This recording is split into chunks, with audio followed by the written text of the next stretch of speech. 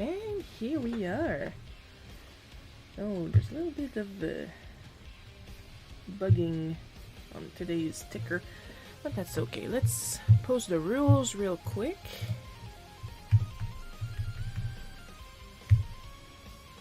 I consider it very important for people to behave during the stream. I should be the only one that misbehaves because I'm the boss, and I usually don't try to attack other people on stream. Usually.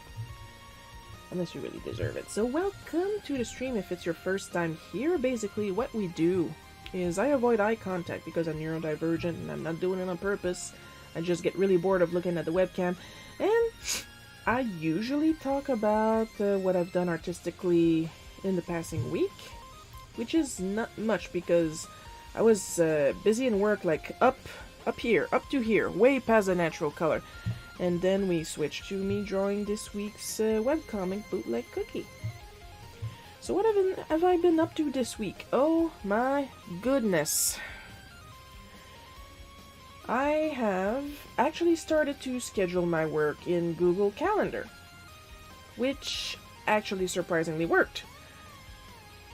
So now I'm on Google Calendar, I'm on Trello, and I'm on Habitica to keep myself on top of my shit. I have finished the first page to Super Mario Adventures Continued, The Fun and Dysfunctional. It is currently available as an early access and a works in progress for subscribers to my Patreon and Ko-fi. So if you're into that, it's available. All tiers. All my tiers are the same. The only difference between my tiers is if it depends what you feel like giving to help support me and my art. There is no pressure. Everybody gets the same thing. But yeah, so there's that. And I have also started working on coloring Oryx 6, which we will have the Kickstarter open in June on the 11th, if I remember well. I'm on a lot of projects. I have also, if you're not aware, I've also finished the art for Barbarian Queen Charybdis #1. And that will be sent to printing sometimes this month. I don't know the exact date because Lee's the one that takes care of that. So yeah, and that's just this week. I did draw something that I finished like right before the stream, but I'll show you guys in a little bit because this one is digital because I didn't really feel like using traditional media today. You guys probably noticed there was no Olo Markers Challenge live stream yesterday, even if it was the first Saturday of the month. So, regulars will know that if the first Saturday of the month, like literally is the first day of the month, I will push it to the next Saturday. Because I am usually waiting on the actual colors of the months provided by Olo Markers. And then I hurry up and try to grab the equivalent that I have on hand with my Ohuhus. So that's that. So the Olo Marker Challenge livestream is going to be next Saturday. As you would know if you're subscribed to my newsletter. I post a newsletter once a month, so it's not that annoying. Sorry. I have soda for lunch and I just kinda tend to hose it down, trying to get in a hurry to get things ready around here. But so you guys don't worry about my health, this is all water.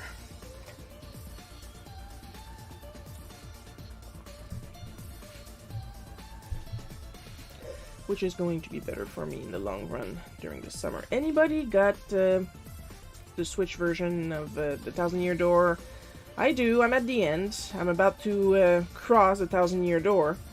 I am enjoying the new changes that they put in, especially in the creepy chapter, because that was way too much back and forth. that thing they did to change it, because the game is still fresh, so I'm trying to keep the spoilers to a minimum, but the thing they did to make it easier, I am very thankful for it. So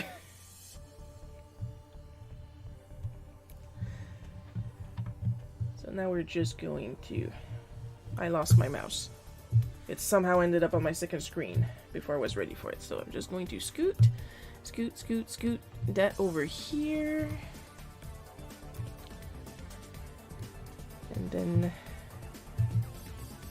go ahead and show my main screen if I can find it, because my my menu on my phone was getting a little weird. There we go. I'm gonna move that to my script. Now before we start, I am going to show you what I was working on yesterday that I finished like right before the stream. I felt like drawing in a Tezuka style out of frickin' nowhere. So I am going to post it later after the stream, because when I say I finished it right before, it's like right before I finished it, I went to eat lunch and then I sat back here and here we are.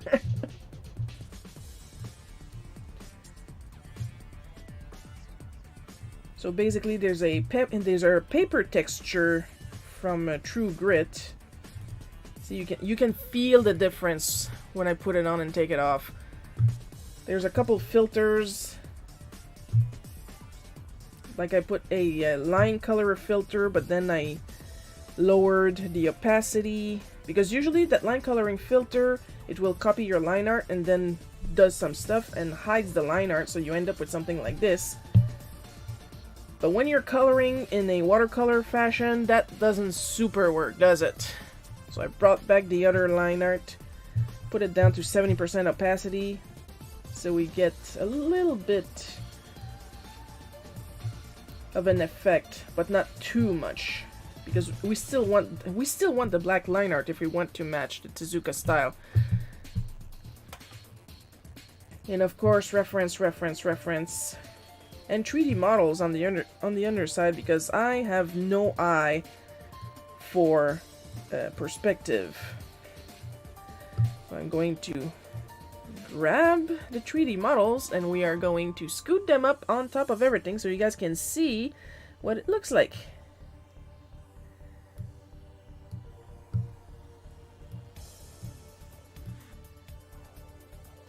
And this is basically what I did. Now the thing with 3D models on CSP is, of course, if you twist the hand too much, the wrist will skinny up.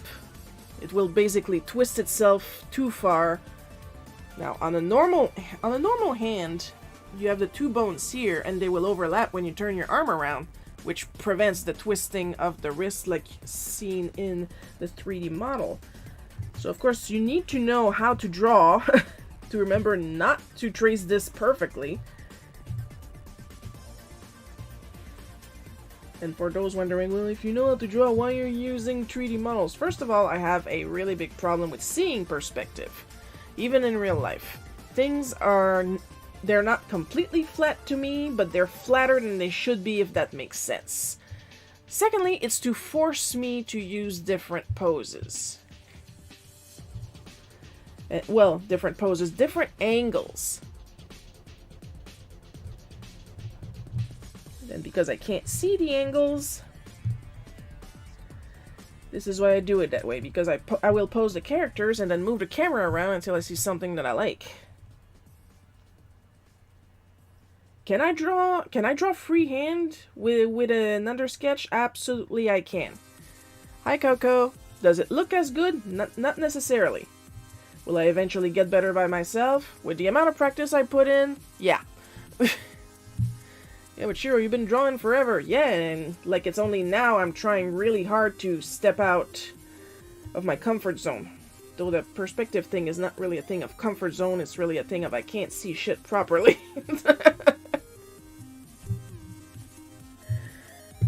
But it is not a secret that I use 3D models to help me draw.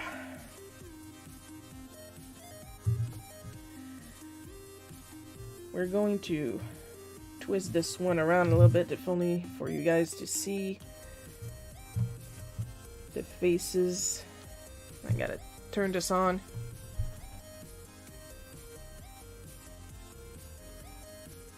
There we go.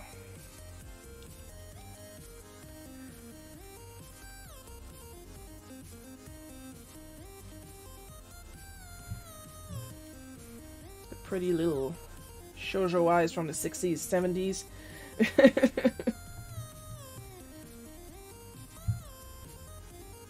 And the pretty sparkles, because we can't have a shoujo-like design without the pretty sparkles.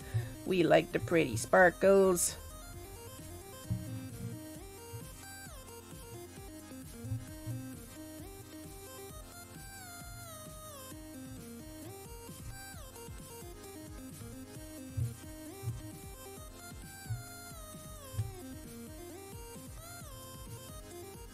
Oh, that's interesting. I just got a message about reusing a request from last month's Olo markers.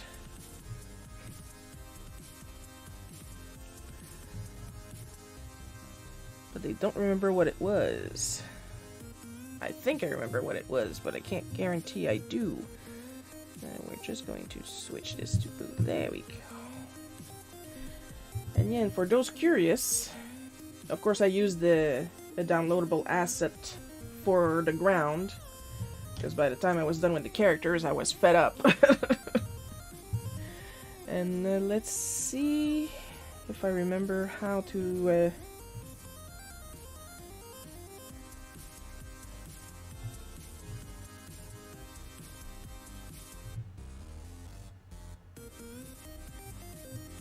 because I don't, clearly.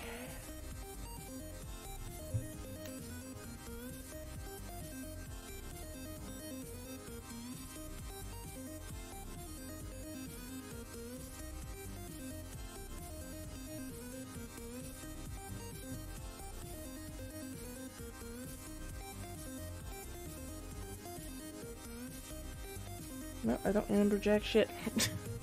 It's because my color palette is hidden behind the...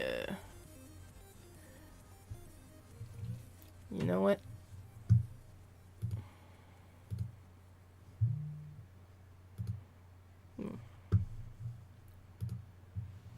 There is a way to extract it so you guys can actually see it. It's just that I don't remember how right now.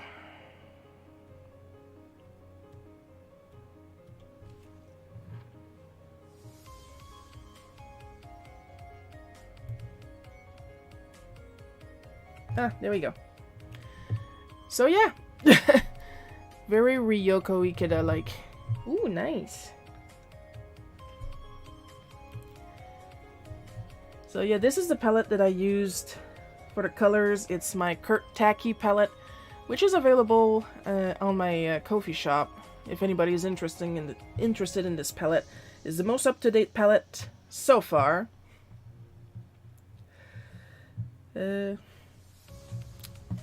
Let's see. I do have the granulating colors that they came up with. I'm just trying to figure out how to imitate that in Clip Studio. There is a way, because you can make brushes that uses both the main and secondary colors. It's just harder, you know what I mean? Because it's a very special effect paint. But yeah, these are all the quote-unquote normal Kurt Tacky Wink Wink colors that I made available for Clip Studio users. So if anybody's interested, want to support me, the palette is in my shop. It's only a couple dollars, it's not much.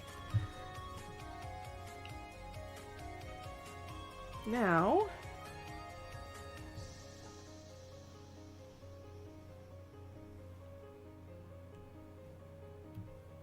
it's already been saved, so there's no problem there.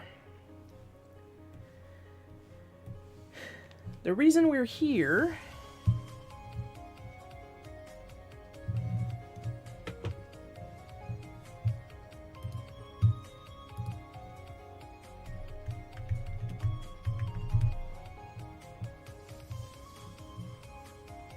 Oh, good lord. So I just looked up the style of Ryoko Ikeda, and the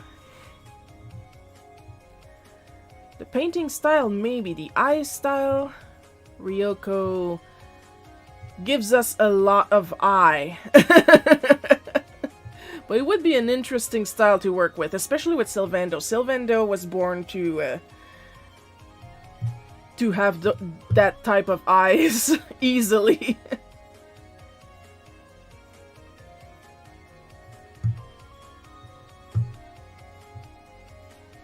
Look, I only know the name of the artists I follow and worship by heart. Like, I know... Like, clearly this is Rosa Versailles. But I don't read Rosa Versailles, so I don't know the name of the author because I'm an idiot. I am learning. I like that. It's fun. Alright. Now that I've shown you that I know indeed how to draw, let's draw like a dumbass now.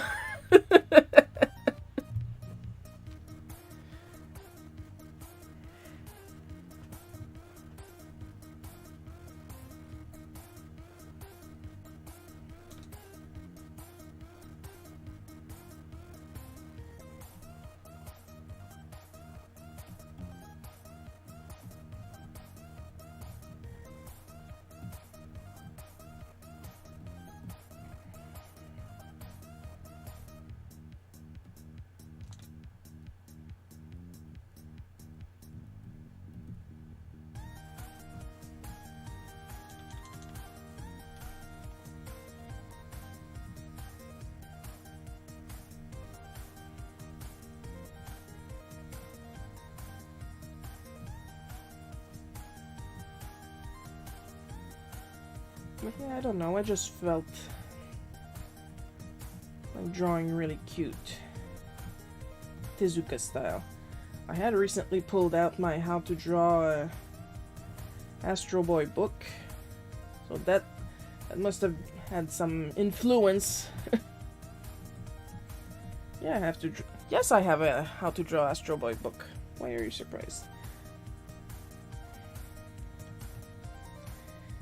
It was in the store. I was like, yes, please. Didn't even hesitate. I grew up on one of the Astro Boy series. In my case, it was Astro Boy from the 1980s. I did watch Astro Boy from 2003, I believe. Hi, Shiro. Hope you had a pleasant week. Hi, Filtrated Lion. I did have a pleasant week, but it was busy as fuck.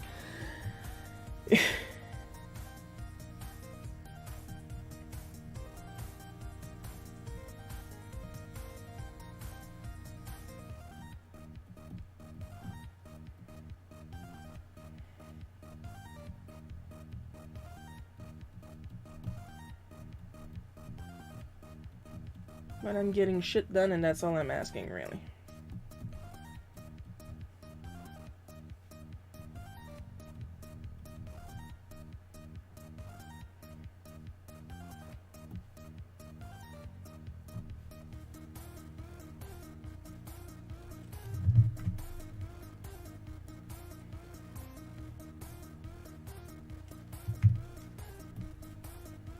I am able to animate in Clip Studio. One day I would like to have the time / patience. Mostly the patience, because sometimes I really have the time.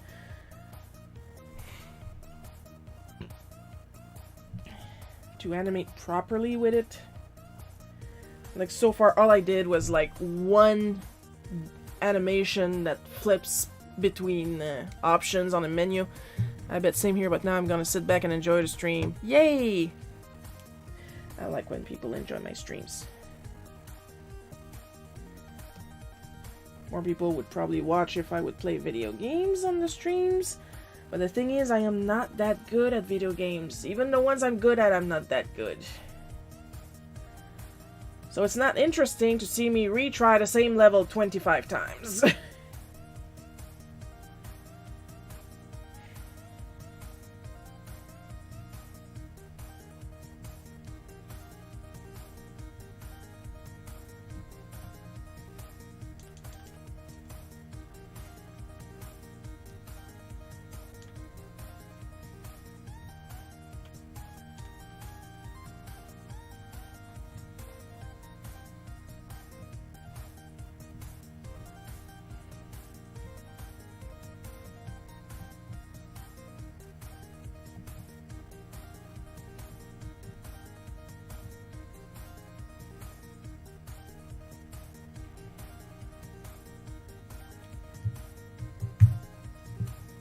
Like, I was so busy. I started a comic. I officially finished a comic. And I'm currently coloring a comic.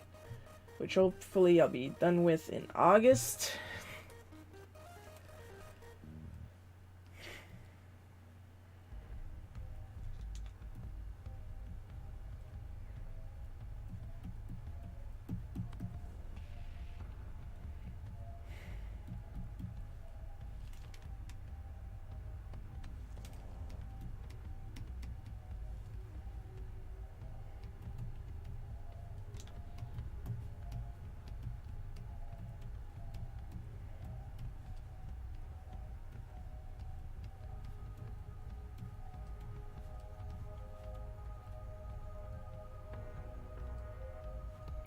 Here's the thing when you sketch. Sketch even the stuff you don't plan on drawing. That's how you'll stay consistent in your anatomy. I say that while I draw literal bean people. Your week was way better than mine, though I think the least violations my neighbor got slapped with helped a bit, and I actually slept the last 2 nights. Oh, too bad, so sad. Your neighbor's got a least violation. Oh. Thoughts and prayers.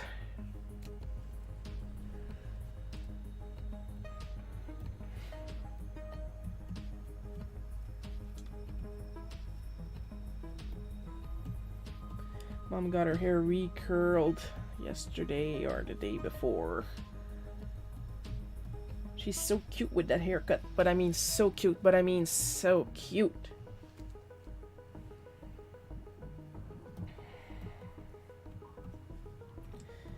Despite what the ID photo says. You guys, my goodness, we needed to get some ID photos done for our Metis cards. So we went to where we usually go to, the pharmacy. You guys, my goodness. Now I don't want to shit on the cashier that took the picture, but nobody trained her on that camera, that poor girl.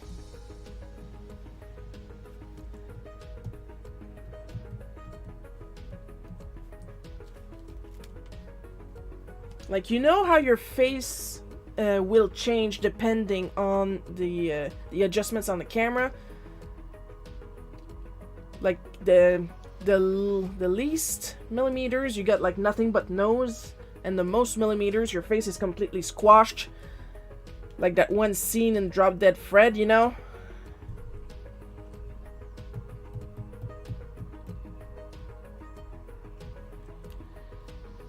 So what basically happened... Oh! Thank you, Annan!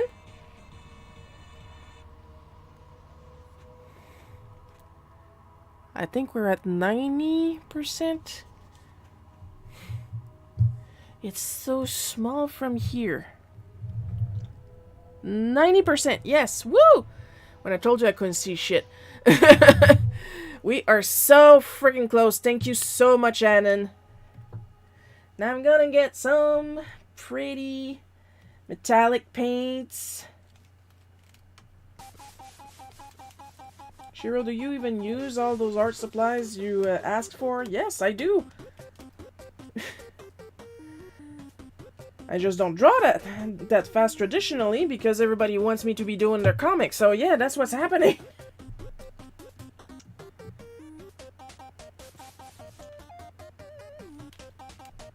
Yeah, I'm left-handed, so we're gonna redraw all this. There we go. Nice.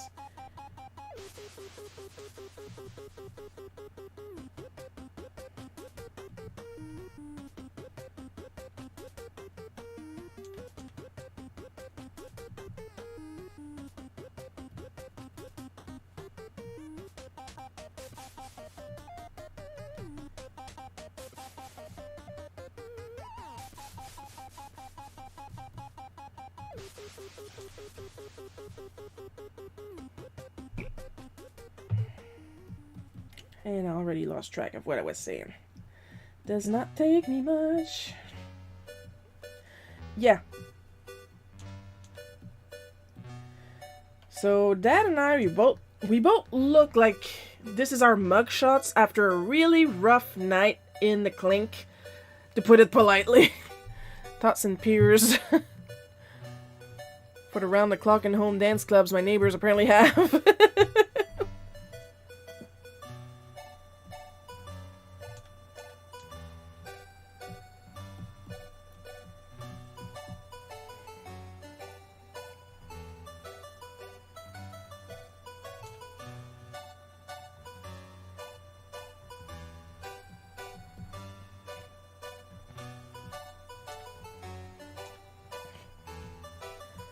But Mom's the one that came out like the worst out of it. Like literally it shattered her self-esteem. So that's why I'm going to shit a little bit on the girl from the pharmacy. Though it is not her fault, so I would be more willing to shit on the person who trained her on the camera for not telling her the difference. Mom looks like a thwomp. You guys know what a thwomp is from Super Mario? Like the big square rock monster. Somehow the camera adjustment flattened down her face. She has like you can see the back of her head, it's so flattened out. Which you don't normally see in real life, you know? And she had her collar like pressed up against her neck, which of course when you have a little bit of weight, it's gonna push your extra skin back up. But with the way the camera was set, it looked like she had this giant meat neck pressing up her face like this, which she did not look like that in real life. Like, that photo is the least flattering photo out of the history of ID photos, and ID photos are never flattering. That's how bad it was. The sadness in her voice when she said, "Do I look like that?" Oh, I was ready to go back to the pharmacy and punch a girl. Nobody makes my mom feel like that, okay?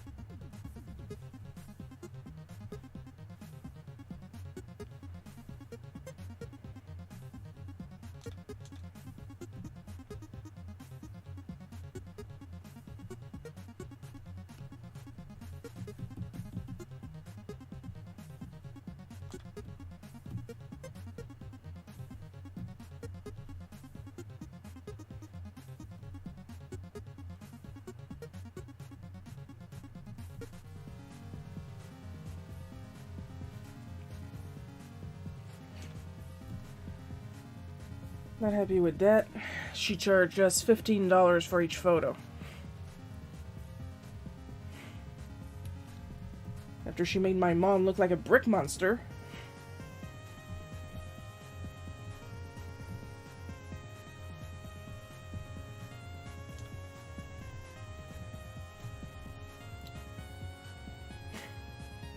I mean, I can't believe the girl didn't notice.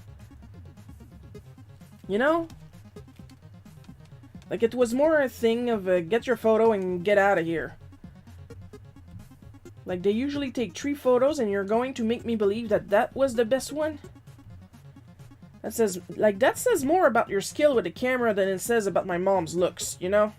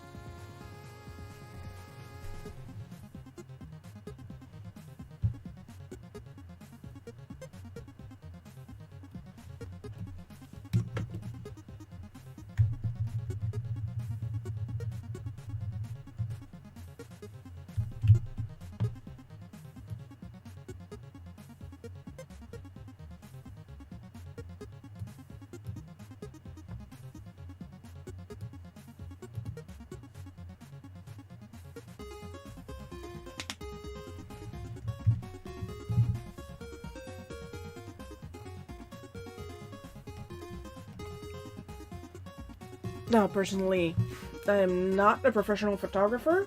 I understand the work that goes on in being a professional photographer. I'm just saying that I can take better ID pictures with my phone than what that girl did to my mom's face.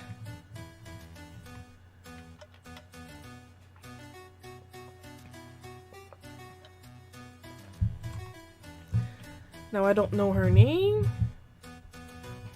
I don't even remember what she looks like. But even if I did, I would greatly encourage people to leave her alone. I just need to speak my piece because I am mad because she made my mom feel ugly.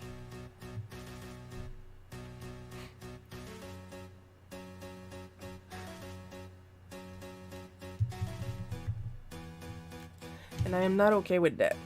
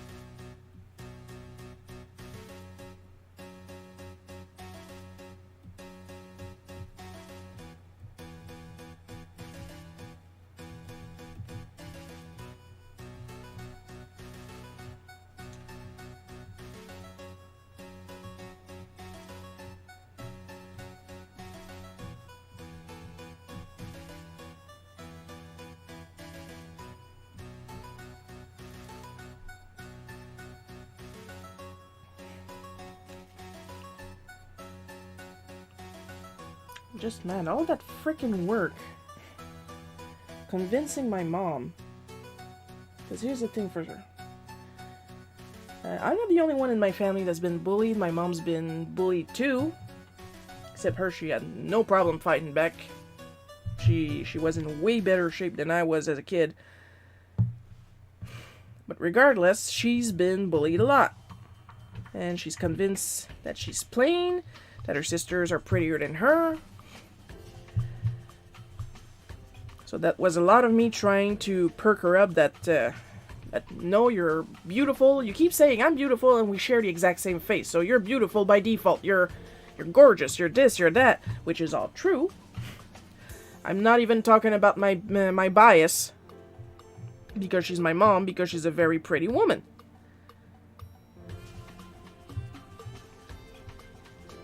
I mean, my dad has not stayed with my mom for nearly 40 years because of her cooking, because she doesn't cook. So, she had to be pretty somewhere.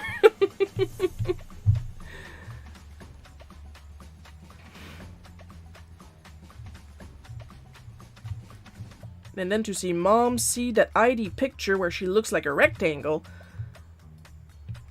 and all that work of trying to perk her up come crashing down.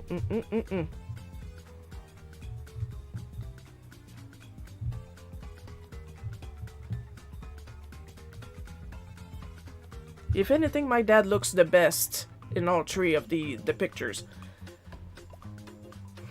Like, I couldn't make jokes about the bags under my eyes and stuff like that, but like, on that ID picture, the picture came out so bad. I have these immense, like I'm touching them right now, and my eye bags are not even swollen right now. It'll happen eventually during the day, but but like I have these immense eye bags under my eyes, and I have very defined sagging jowls, and oh my god, like I look 60 on that picture.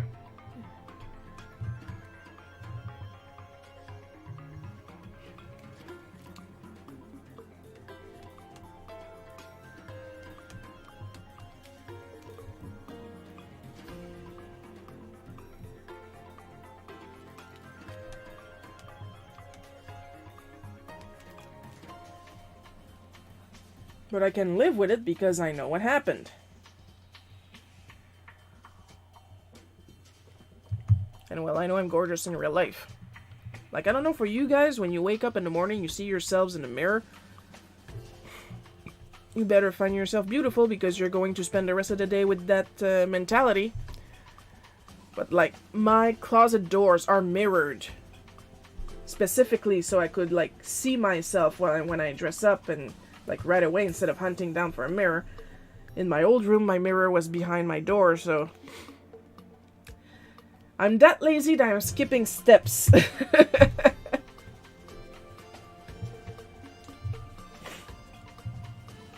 But like, I wake up and I see myself in the mirror and I'm like, still look pretty good for my age.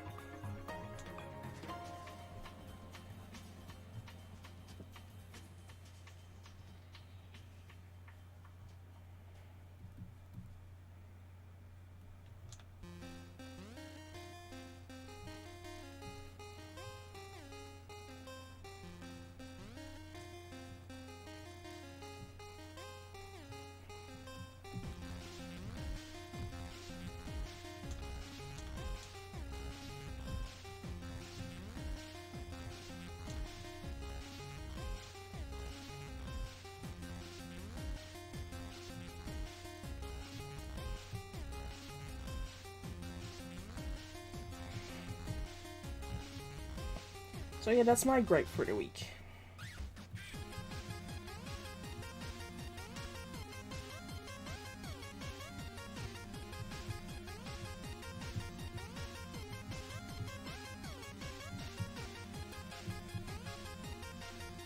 I did finally scrape up some money together to get a torture mat for Dad.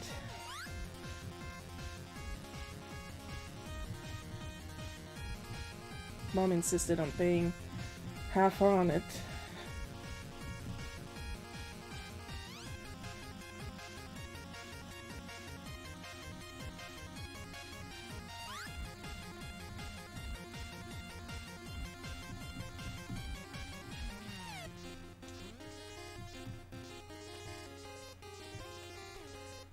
So now my dad will have a torture mat to bring at his job in the woods. Like I keep saying, I don't mind that he borrows mine. That is not the problem, but I couldn't let him bring mine in the woods because I need it. That's why I bought it.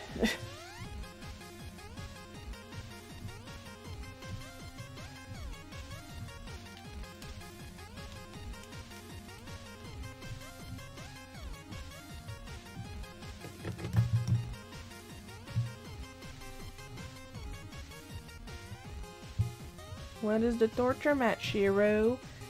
It's an acupressure mat. The brand I got is Shakti. This stream not sponsored by Shakti, but please like and subscribe. And like it's very, very, very sharp spikes. It's a bed of nails, basically, that you can put on the floor or on your bed or on the chair, and then you lay your back on it, and then you go ah! But then you have to stay on it for about 20 minutes. And it has, honestly, once again, this is not sponsored. Nobody's paying me to say this, but honestly, it was the best money that I invested for my health.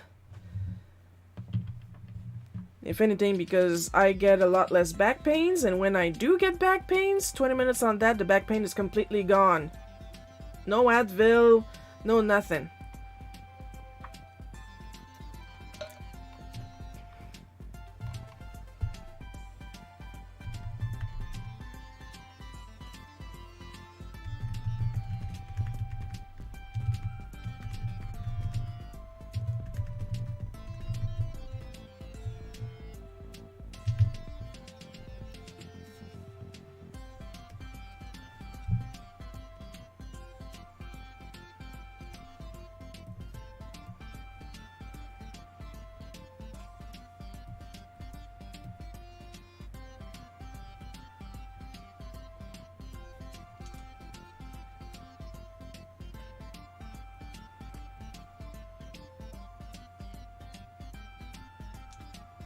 Now, I don't know if it's a placebo effect, but that placebo effect has been working for nearly a year now, if not more, so I have no concept of space and time.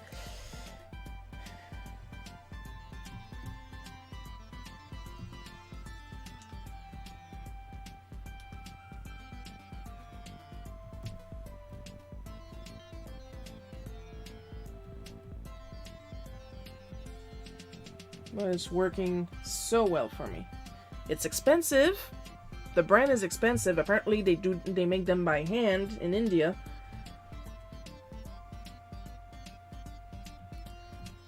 And I don't know how well an off-brand one works. I just know that the Shakti ones are like really sharp. If you touch them with your hand, it hurts like the dickens. But if you lay your back on them, it hurts like the dickens still.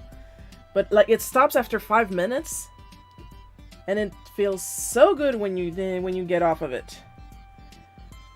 And then in my case, the back pain is like it was never there. Literally, I can lay down on it with back pain that stops me from sitting down. That's how bad it is. And then 20 minutes later, I get up and I can go right back to work. Like, à froid.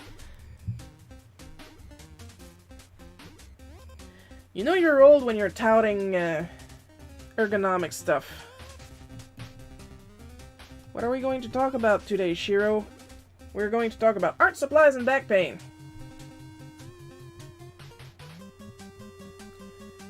Now, I'm not one of those people that are like gonna try to avoid medicine at all costs. That's not me, okay? When I need medicine, I will take medicine. What I am saying, though, when it comes to my back pain, is that it was severe enough that I would need, like, the good stuff every single time. And I got a little tired of being drowsy because of the good stuff. And, like, I have to wait, like, an hour and a half for it to actually kick in. And then I can't move and I'm not productive, and I feel the need to be productive because that's what we're like.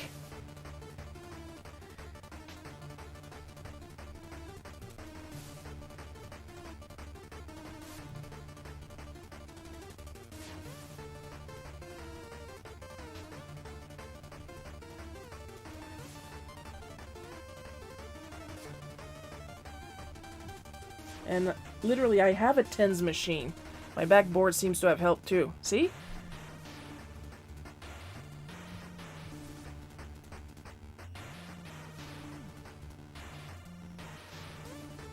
It's not a thing of medicine is the devil. That's not about this. It's about looking for solutions that are faster and better for me. That's why I can't recommend anything, because I don't know how you guys function. Back when from spasming frequently to only mildly. Oh, that's actually good. That's actually really nice. Slowing it down, because yes, I do still get back pain, which is normal because cartoonist. But it's milder, and like I can get it right away. Because the thing with medicine is that with medicine, I tend to wait until it's like really bad before I take the medicine, because I don't want to take the good stuff for a little twinge in my back. But with the torture mat, I have a little twinge, I can go on the torture mat. Pays for itself after a while because you don't have to buy as much medicine.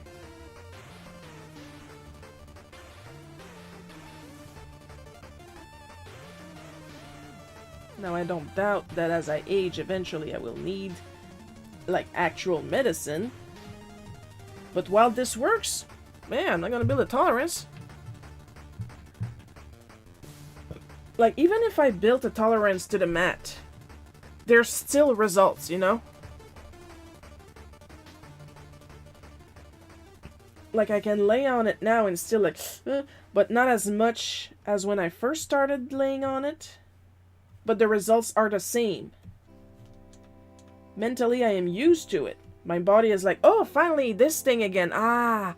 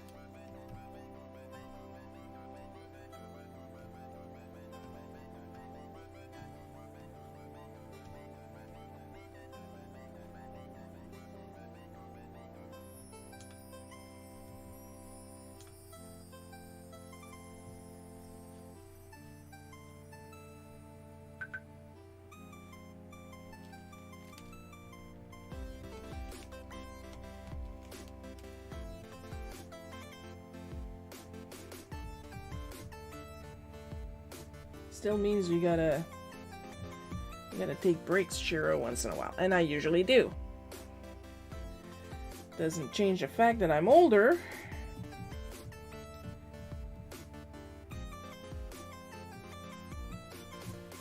So I still need to take some breaks, but even with the breaks that I do take, sometimes it's not enough. My body asks for more breaks, and I'm like, I have deadlines. I'm giving you 20 minutes. So it's not just the fact that I'm laying on spikes, it's the fact that I am taking 20 minutes to myself and not doing anything.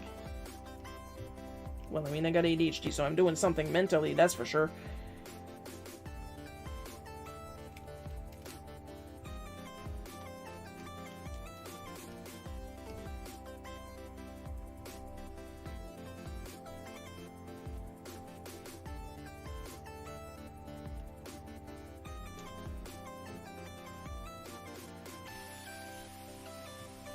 Maybe one day I'll have enough trust in the local psychiatric system, try and get officially diagnosed, and get on some meds to work this ADHD out.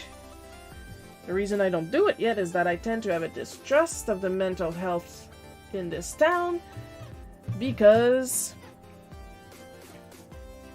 the first psychologist I went to see was convinced I was trying to unalive myself. At no point did I ever say that or hinted at that. I literally just said that I needed to work on my self-confidence because it was pretty low. Then the one she sent me to made it her mission in life to make me cry.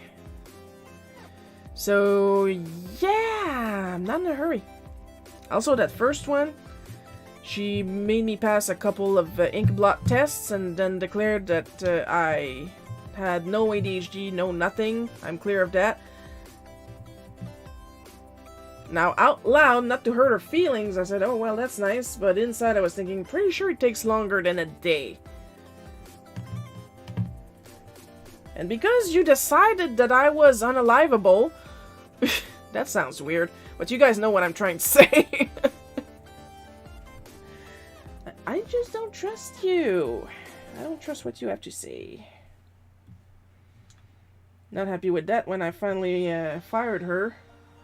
She called me at my house, begging me to try to talk to her boss, the second psychiatrist. I keep messing these up. They're psychologists. It's a different thing. Because, and I quote, she was worried for me. Like, she had decided what was my problem, and I was going to fit that mold or else. Even if I said out loud what my problem was.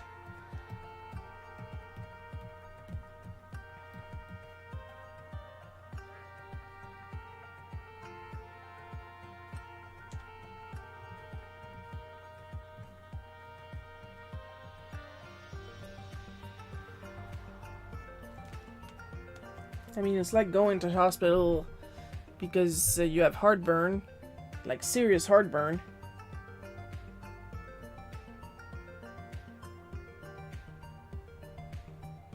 Not heartburn. Like, that one time I had like incredible pain in my chest. And it didn't feel like heartburn, I should say. But then I was told I was heartburn because I ate something spicier than I usually do. But it was a pain that I had never felt before and never felt since. And I've had pretty hard heartburn that would make me puke. But whatever that was not heartburn. How does that even work? Ink blots don't mean anything. I know! Like, you would think they would make you fill up a form about the way you feel and stuff like that. But no, she made me pass a set of black ink blots and a set of colored ink blots. And she asked me what I saw in each. And after I was done, she said, well, you only gave me one suggestion each. You're supposed to give me 3 or 4 each. And I'm like, and you didn't think of telling me that at the first image instead of the 24th?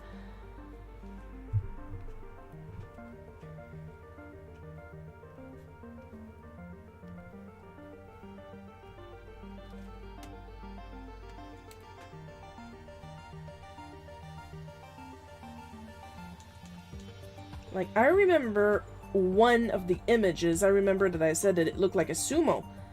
Because it did. And apparently because I saw a sumo, apparently I wanted to unalive myself.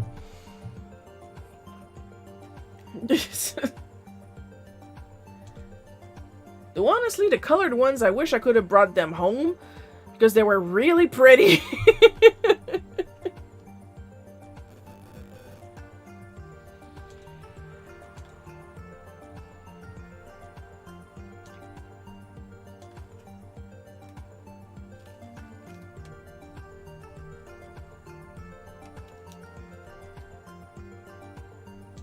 Like, they look more watercolorish than inkish. They had texture, stuff like that. And I was like, that is so pretty.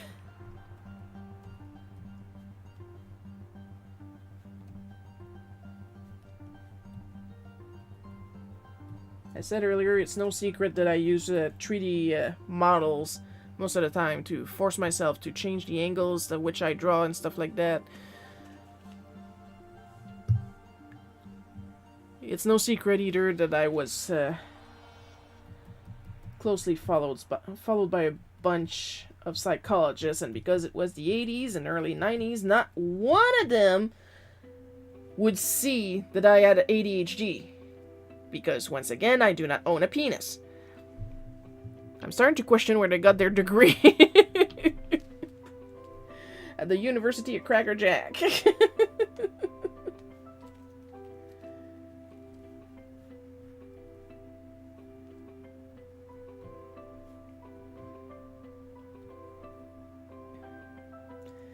As you know, the ADHD diagnosis for an AFAB person in the 80s is incredibly smart, but we're not going to do anything about it. How many psychologists would you have access to? You should read their Google reviews before going to them. At the time, Google did not exist. For the other ones, for these two, Google did exist, but let us remind the populace that I live in a very remote town, so there's no Yelp reviews for psychologists over here.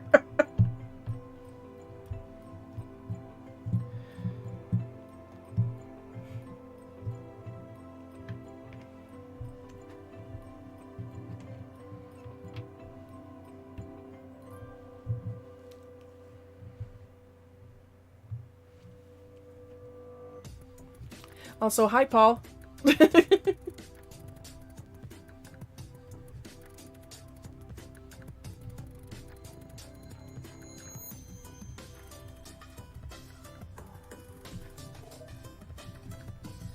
And, like, I remember as a kid passing so many tests, I didn't even know why.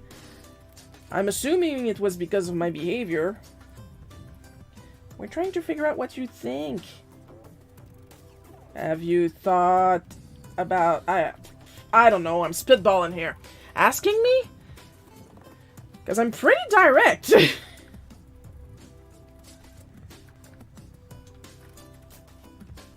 Like, Shiro lashes out a lot of times, and we don't know why. I mean... have you looked at the kids literally punching me in the teeth? Have you looked at that?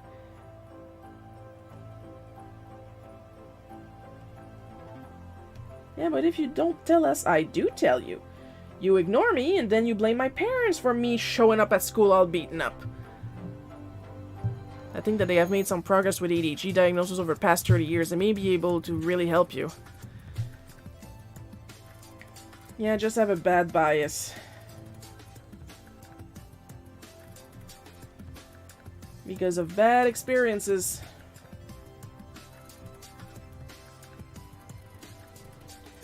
Like, I was in my late 20s, early 30s when I went to those two psychologists. The one that his goal in life was to make me cry.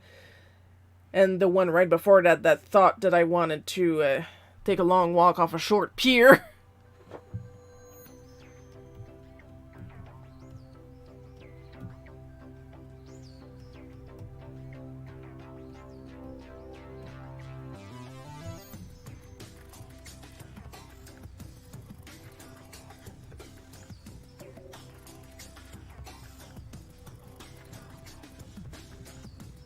I still gotta call one of my doctors tomorrow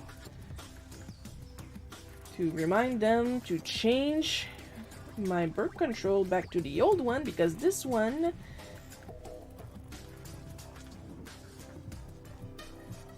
is wreaking havoc on my uterus.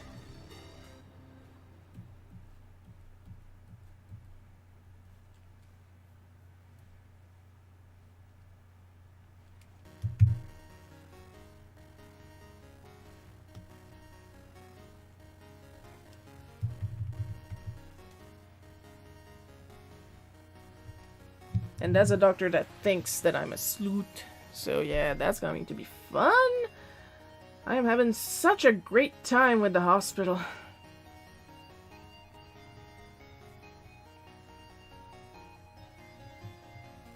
I'm still not over that.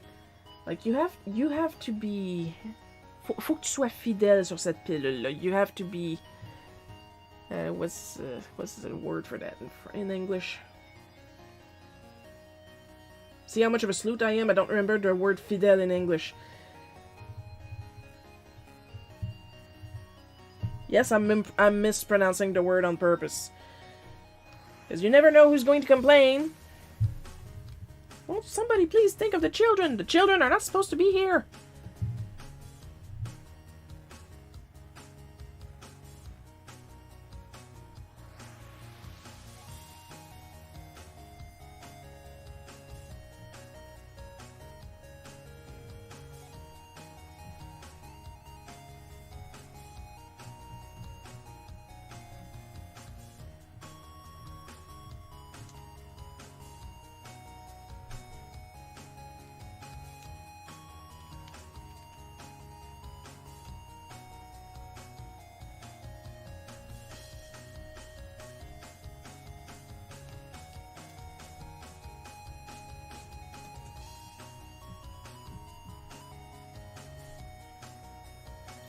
Would probably not hurt to be on ADHD medication, no.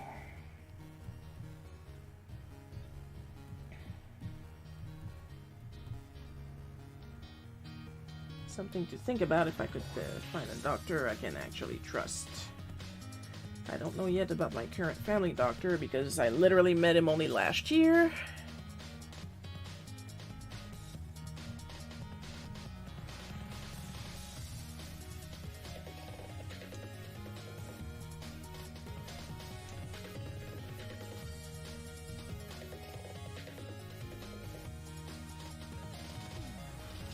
There's something to think about.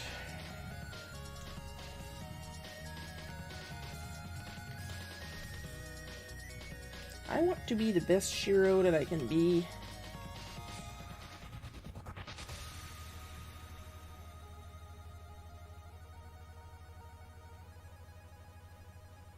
And sometimes it's really hard without the trauma.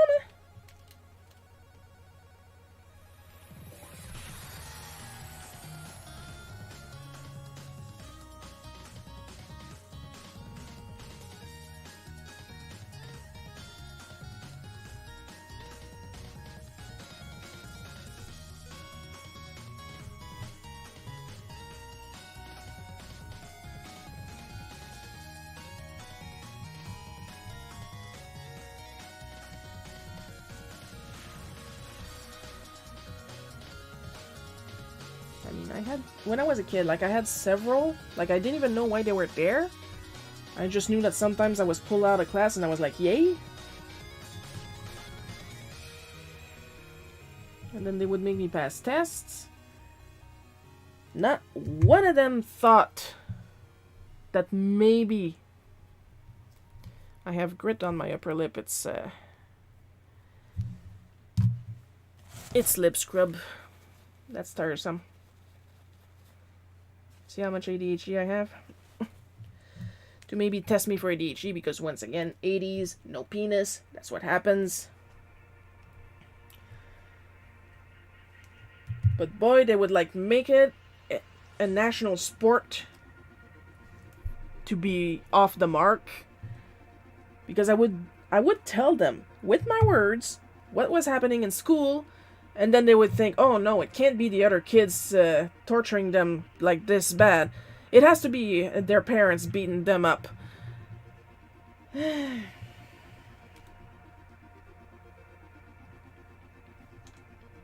of course, nothing was done about the bullying.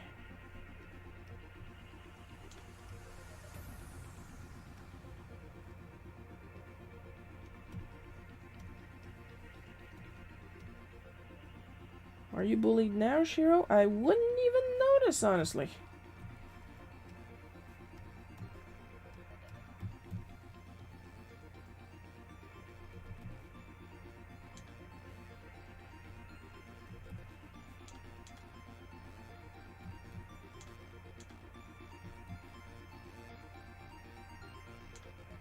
Because usually when people misbehave, I block them right away. No ifs, no buts, especially the ones that want a debate.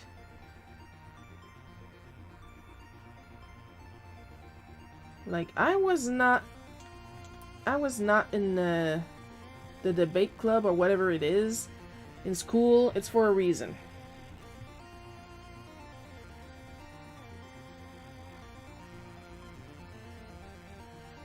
I spent exactly 5 minutes with you. I enjoyed none of them.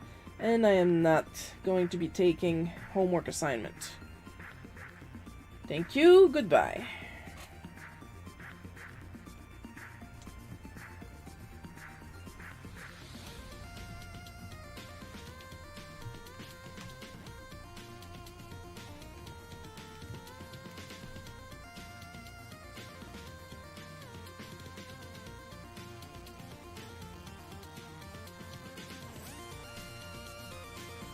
I feel like trying to negotiate with people like that, to put it politely, is a waste of time. They don't want to be wrong, they don't want to be right.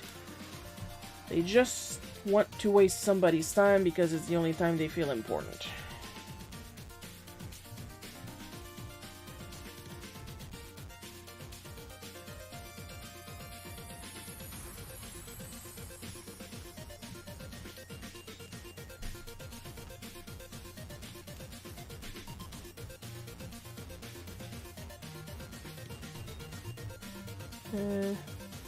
The school didn't want to admit they were bad at their job. True. They blame your parents so they wouldn't feel responsible for the student bullying. True. Filtrated line were in sync. Also true.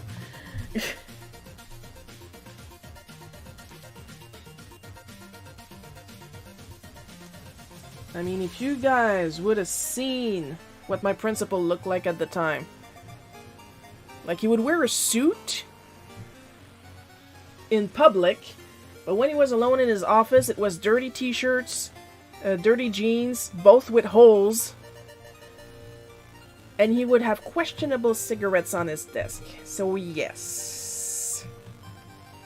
And I have heard, that one I did not see myself, but I have heard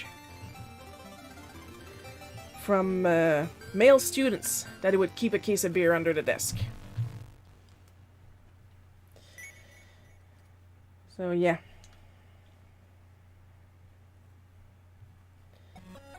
I have an issue with authority, and it's that kind of authority.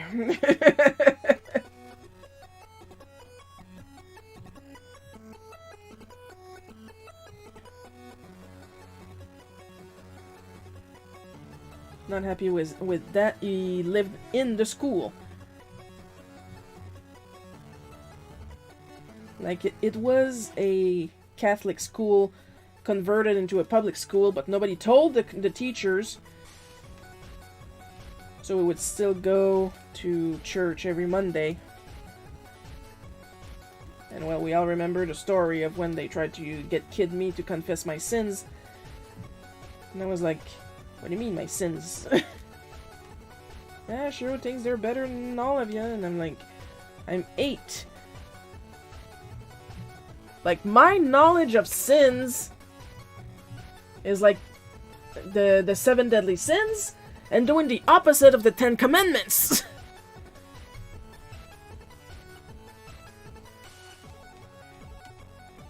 And they're like, you must have disrespected your parents. And I'm like, no, why would I do that?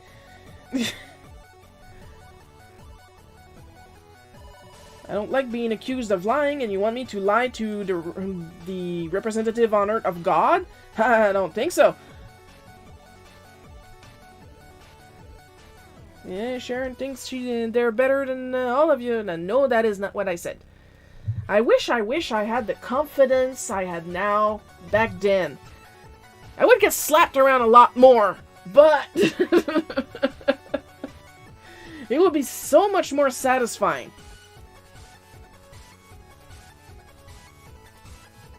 The era of don't talk back to adults. Oh, I would talk back and back and back and back.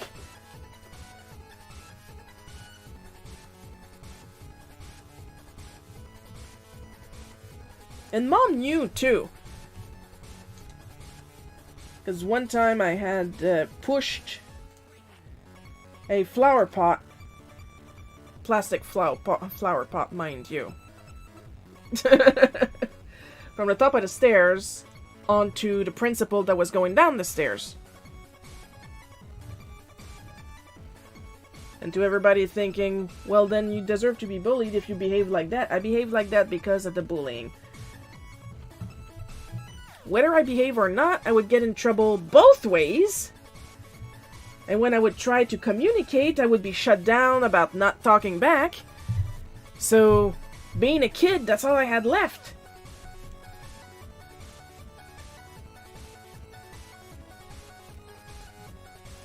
So I had pushed a flower pot down on the principal, missed him, because I remember I just like pushed it like I needed to get that rage out of me. So of course he called my mom.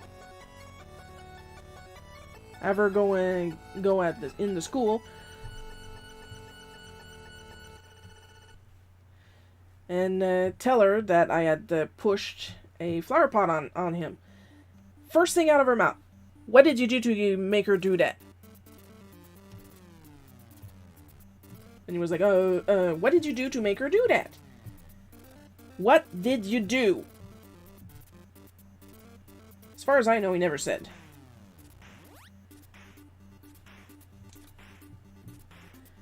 When I keep saying that there's a method to the madness, you know? Like, the only thing I do for shits and giggles is draw shitpost quality drawings, you know? Like, I just feel like drawing a joke, I'll draw a joke.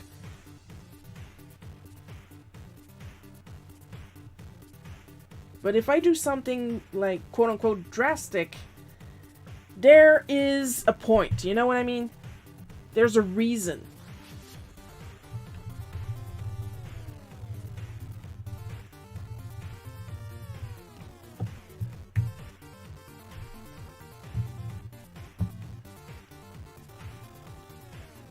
I did not try to commit planticide just because I felt like it, you know?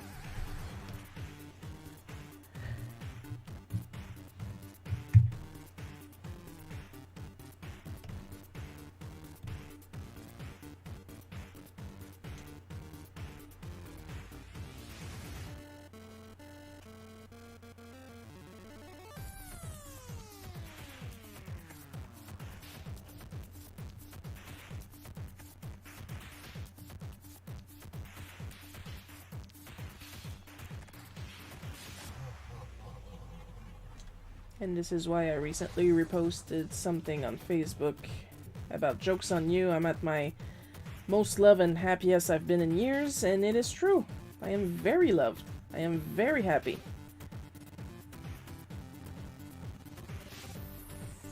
And I'm going to boast about it until the end of times. Because despite everything, I found happiness.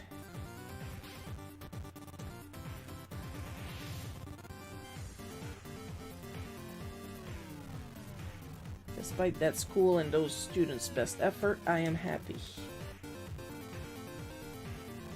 Yeah, I still remember that because you don't forget trauma that fast, but living well is my revenge.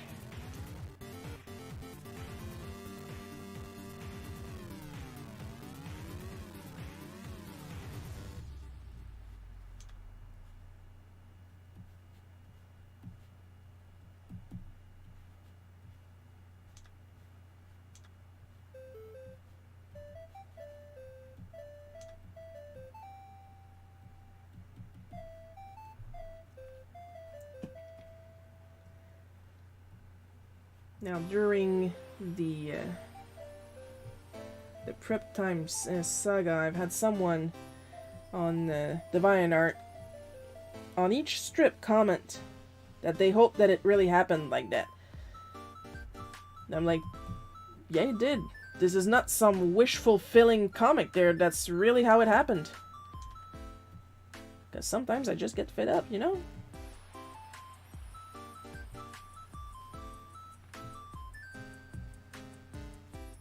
And I started growing some sort of confidence in my 30s. Like I was maybe 28, 29 around that time that I got fired from that job.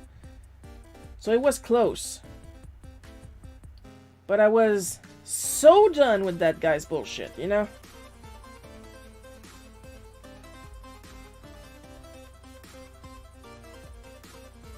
Just sometimes you wake up one day and you're just freaking tired of getting shit on. That's when it starts. The metamorphosis.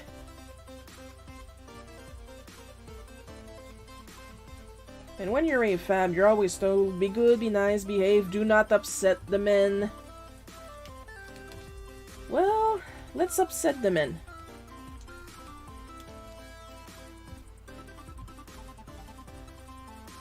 Because it is clear, from my personal experience, that the men will be upset no matter what. So, might as well do whatever the fuck I want.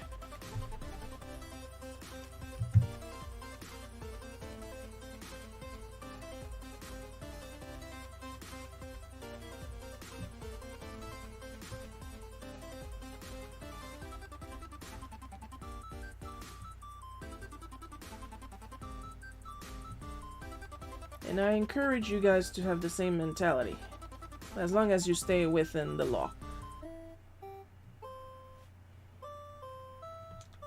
I'm not asking much.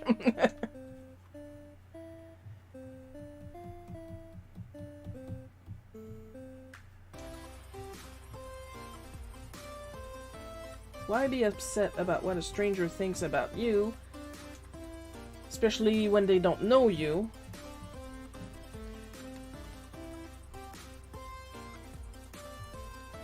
Because they piss in their own cornflakes in the morning and everybody else have to know. You know what I mean?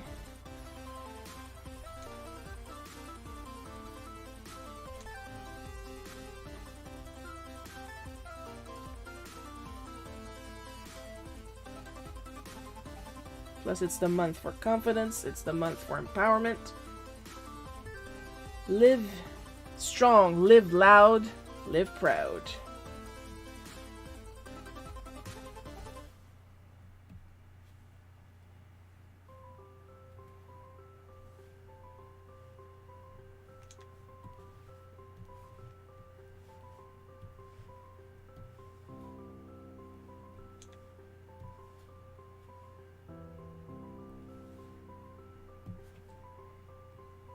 I'm tempted with ending that with the Marines.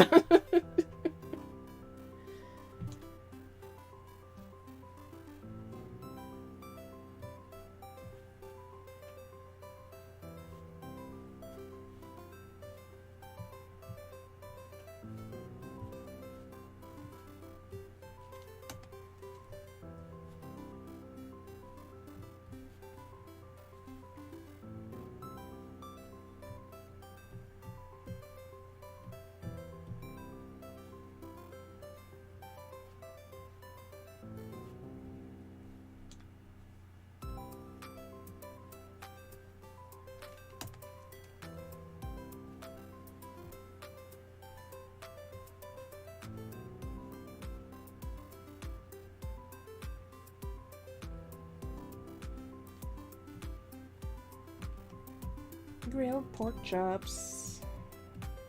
Pork chops that I grilled on the barbecue. And this is very lazy craft dinner. I have a macaroni brush, but it's not the right type of noodle. Macaroni brush that I made myself. I don't know if I put it in the shop. It's like super simple, you know?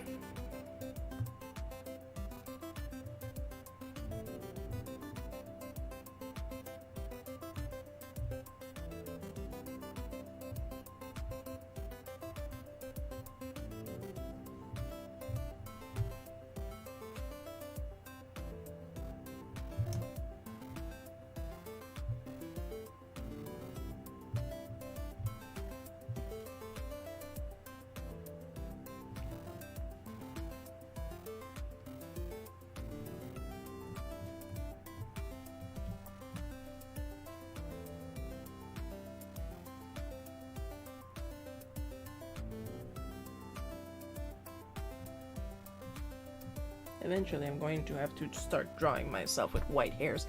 I got so many white hairs. You don't see them right now, but I have a ton in front. I have a patch here. It's very mixed up with my regular color, but oh, I am aging. What am I gonna do about it? Absolutely nothing.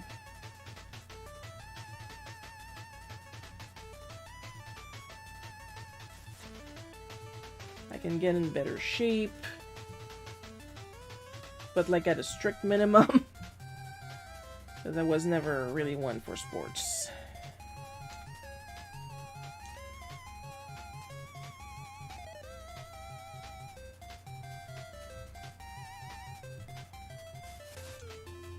But now that I'm more on top of my shit, I can go back to going on the treadmill.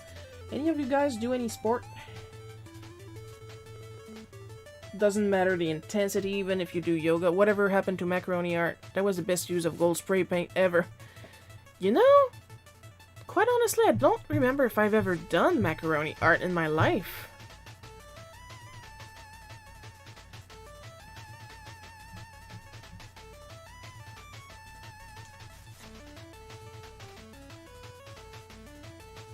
Now I'm remembering a ton of art stuff we did in elementary school. No macaroni. I know we worked with masking fluid one time. We applied it on the paper to make some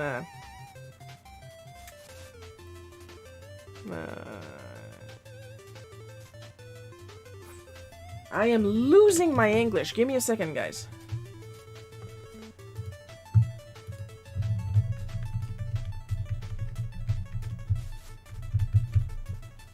Fireworks.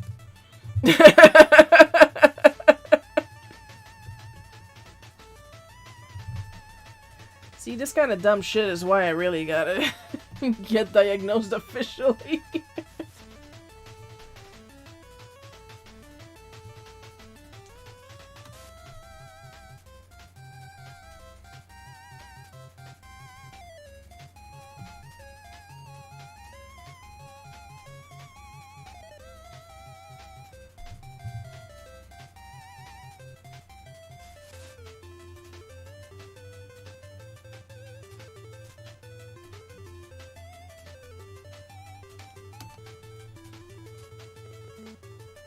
And another time we traced our bodies down, then we dressed the silhouettes in cardstock.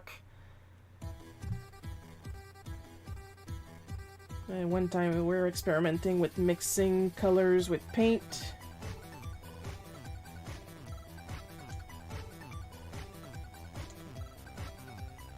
Like we were supposed to draw vegetables, and we had blue, red, yellow, white, and black, and we were supposed to mix the colors only with the white and the black, and I hated it.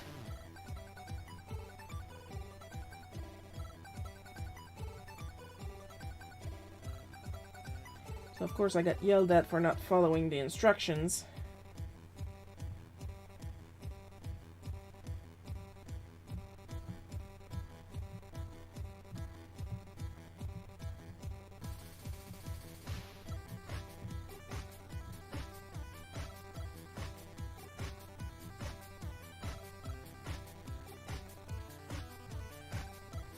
But no macaroni art comes to mind.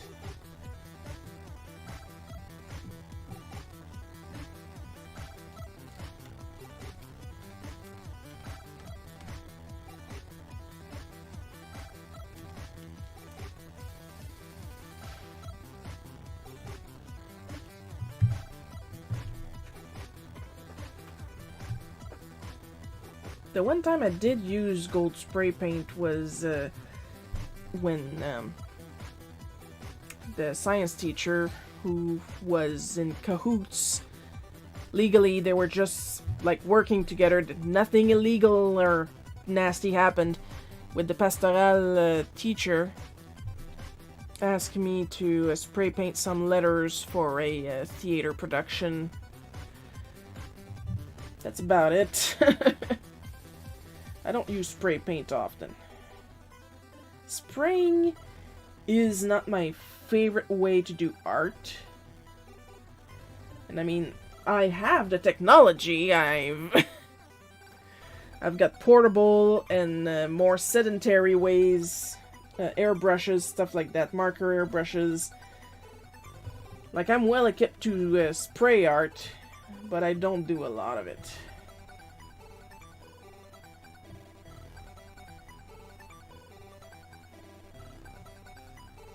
fellow artists in the chat. What art supplies do you have a lot of, but do you find yourself not using that much?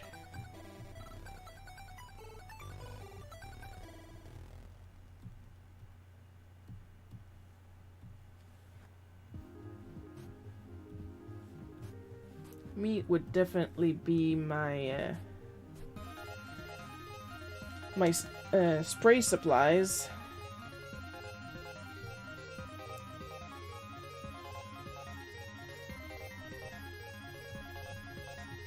Followed closely by my pigments.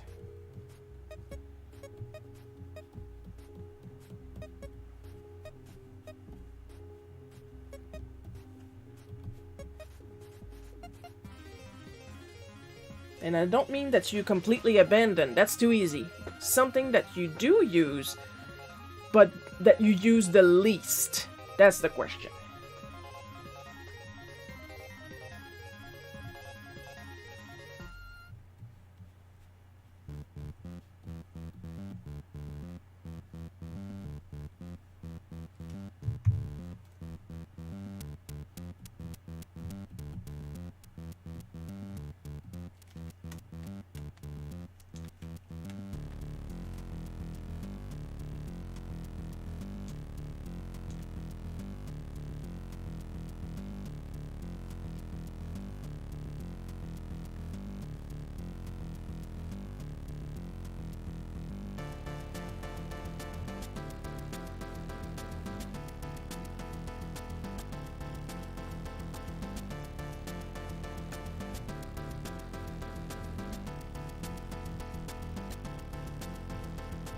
There's 4 of you in the chat. Somebody's gonna have to answer. This isn't TV. I expect audience participation here and there.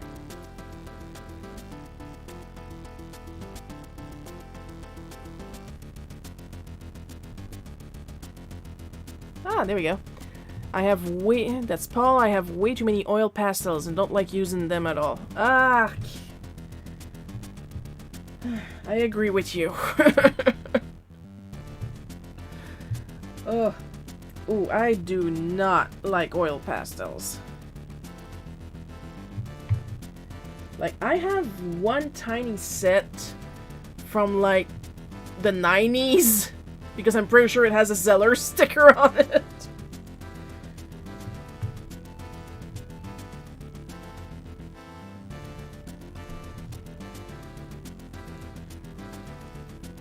Like, I genuinely don't know how some people can work with that and have, like, a nice... I don't like the texture, and I see some people blend it with their fingers, which is their right. I like to stick my fingers in my art once in a while.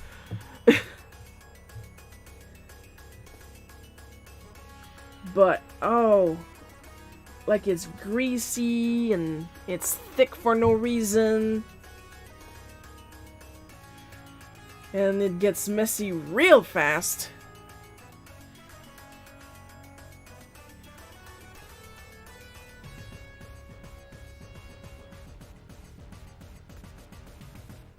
Like, I don't use... I was distracted. What is the question? What is the art supply that you own a lot of, but you don't use that often?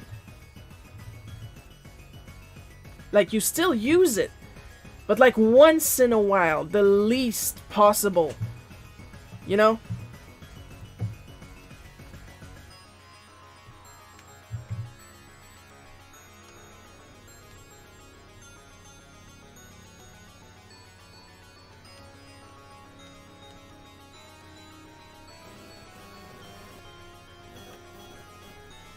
Like, a step above, you want nothing to do with it, you know?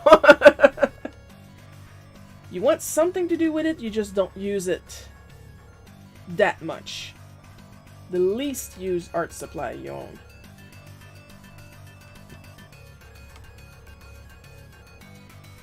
And of course it slipped into the art supply that you still own but don't use at all.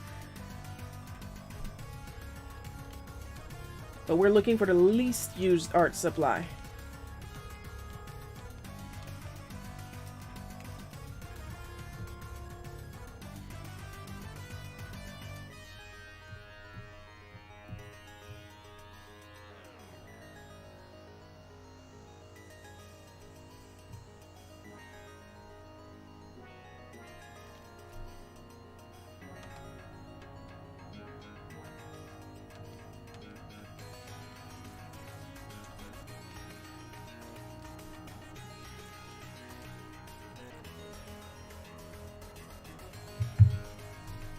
Does the Crayola markers count? Yes.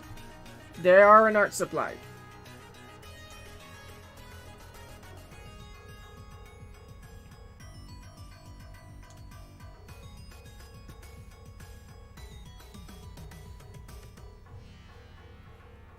I used to have a box of 100.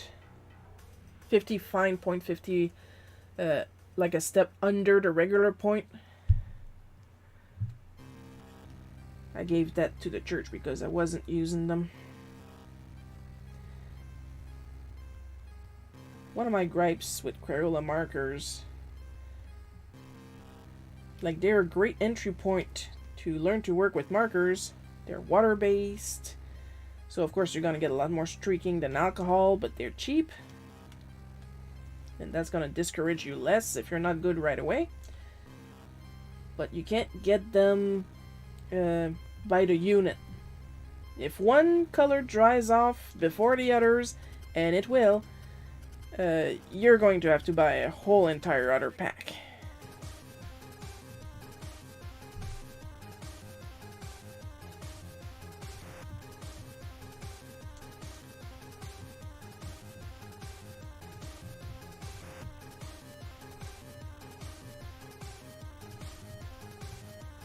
That's what got me interested in alcohol markers, because you can refill them.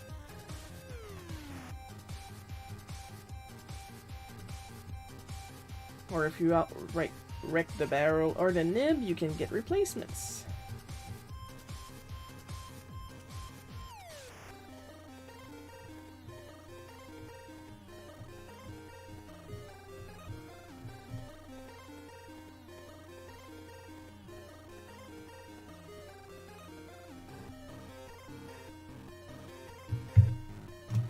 I mainly use mostly Prismacolor pencil sets because they usually blend well. I also use different types of Sharpie pens as well as metallic style markers. Sharpie pens, get out of chat. Nah, I'm kidding. You can use what you want. I personally don't like Sharpie pens, but if they work for you, all the power to you.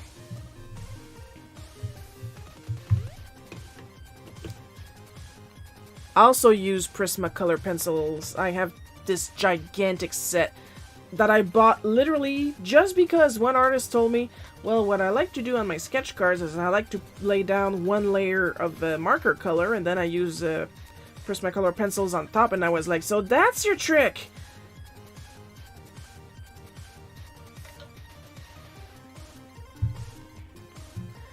So, I believe it was on Bootleg. Bootleg has great prices, it's just it takes a while to get your stuff because you have to set up shipping like by hand through email. I also have some Hilroy watercolor paper pads, probably Hilroy maybe. They wouldn't even be good to line a birdcage with. Lordy, I know that feeling. I got some sketchbooks that I need to get rid of. I got like 1 to 3 doodles in them because they were from the dollar store, and I like to draw with cheapo clicky pencils from Bic. This looks pink. This is actually very green because this is a Ninja Turtle Bic pencil. I just tried Sharpie Creative markers last week. Really disappointed with them. I mainly use black.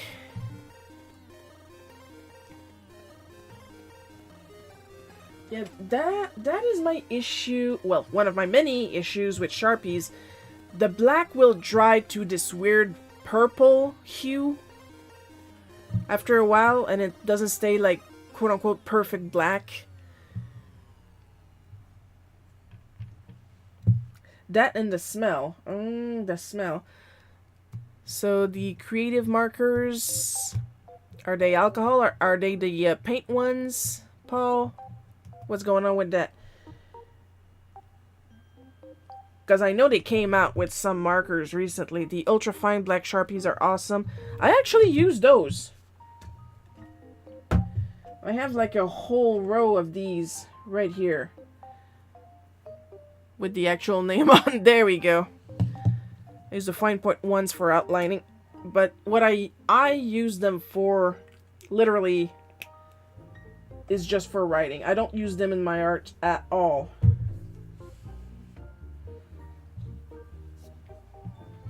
because they dry fast. I used to use them when I used to write addresses on my packages for customers by hand. But I never use them for my art, personally.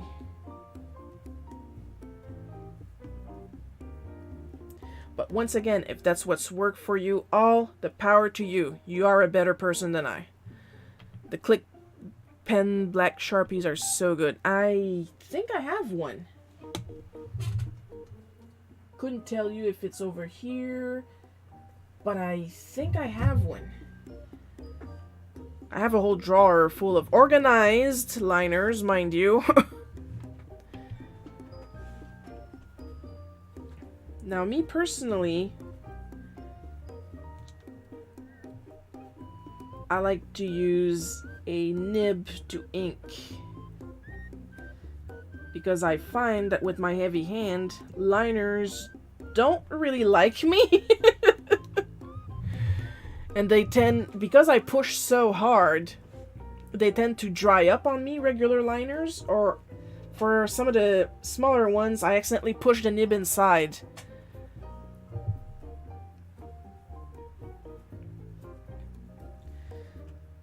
So what I like to use is a dip pen. This stuff.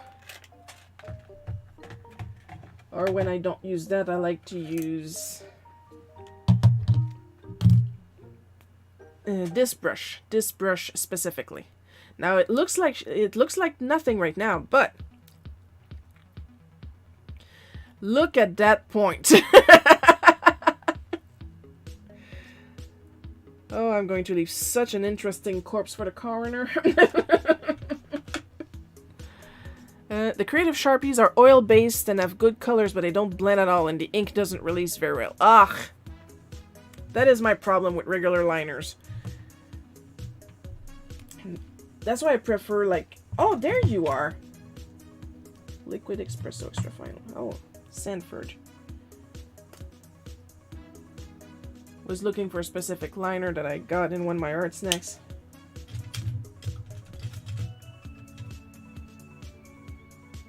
I don't even remember you. Pentel Fude Touch, what do you look like?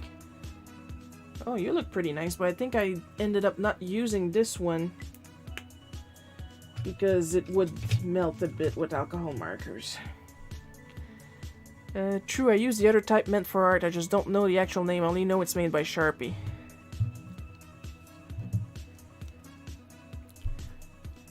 They don't blend at all. Then what is the point of making art markers if they don't blend? Sharpie, what are you doing?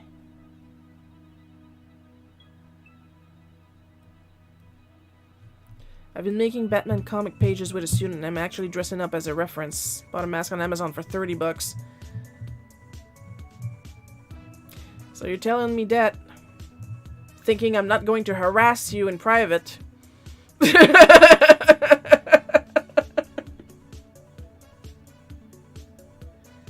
Paul is my friend, I'm allowed.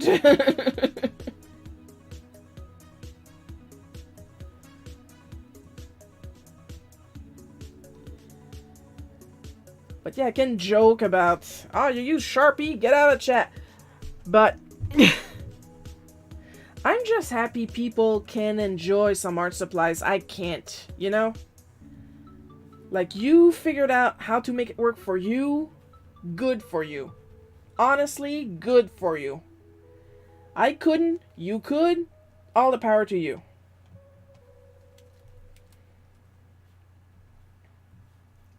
Like, I'm gonna pretend, you know, for shits and giggles that, oh my god, it's terrible, stuff like that. It's terrible for me.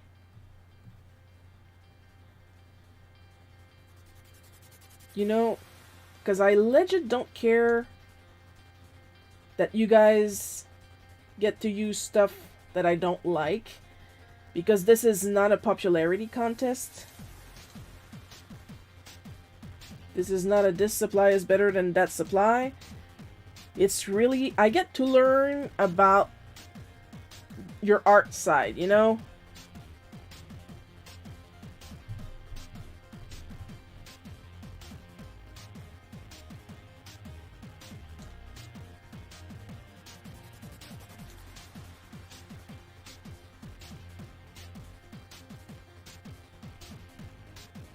And me, personally, I find that kind of stuff interesting.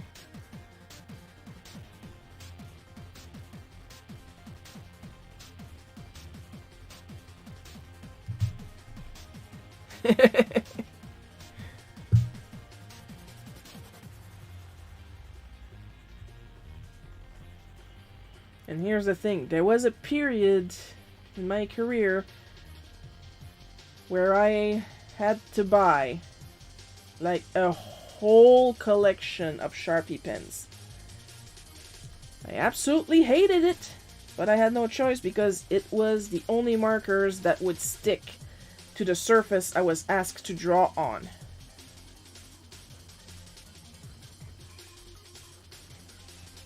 Now my mom has those markers. Good for her, because I am not going to ask her for them back because I have no intention of drawing on that surface ever again. If I do, it's going to be with different markers.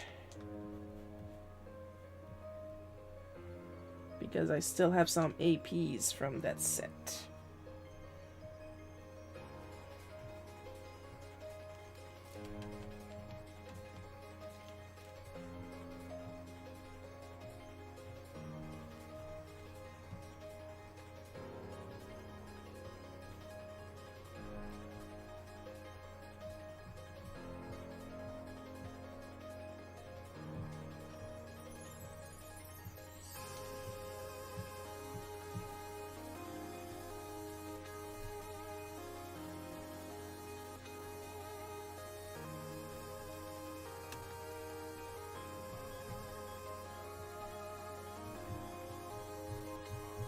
Why do you draw your dad so wrinkly? Because he is wrinkly. Next question. He's allowed to be wrinkly. He wears it well.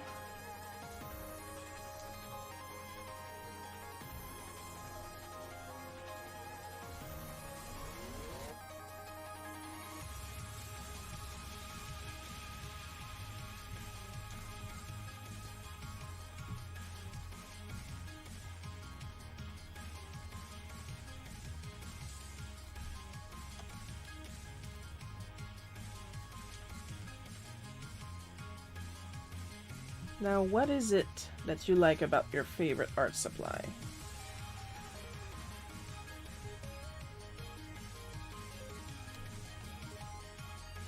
Assuming you have one favorite art supply, because I'm thinking about mine right now, and I really like my watercolor against Itambi.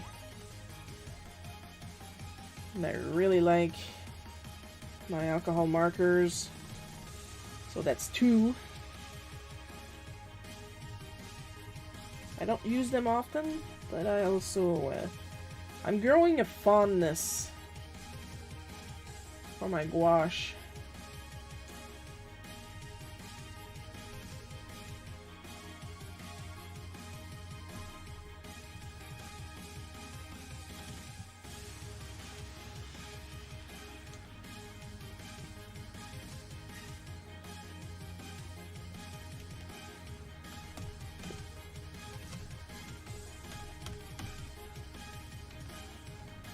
Notice that at no point did I talk about digital art while doing digital art. But if your favorite art supply is your tablet, that counts.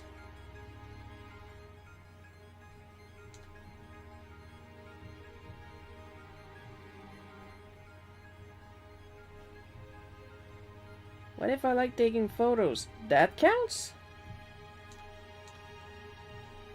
What if I do AI image generation? That does not count. I tried AI image generation. It sucks. It's boring to do, okay?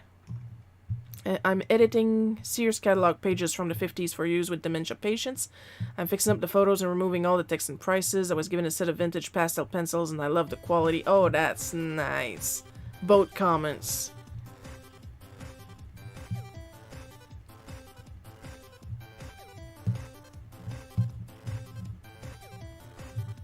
Now I'm curious. Sears catalog pages from the 50s. kind of paper they use. Was it illustrations or actual photos? The quality of the photos, because I remember every photo in the 80s was not the crispest thing, to put it politely. So I'm curious about the 50s ones. Were they, because it was a catalog, were they color? Were they black and white?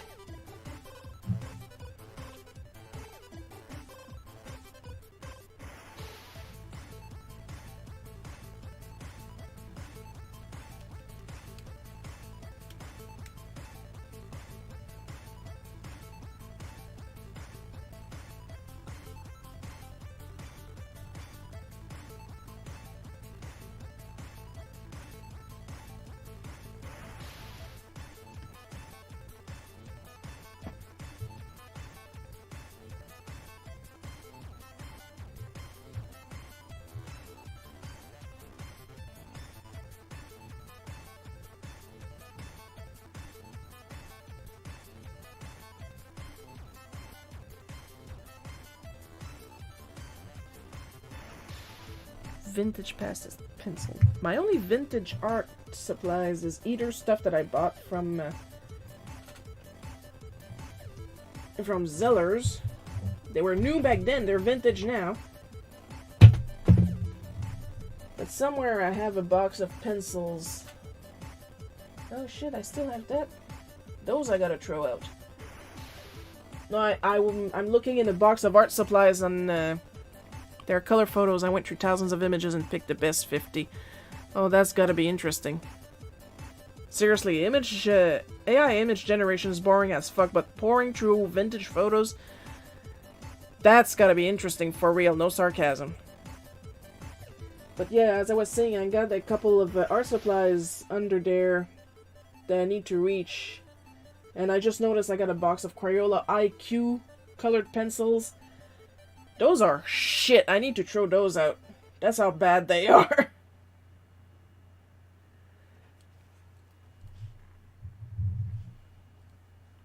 Seriously, I thought I had gotten rid of the box a while back and I had put the pencils in my old colored pencil set, but apparently not.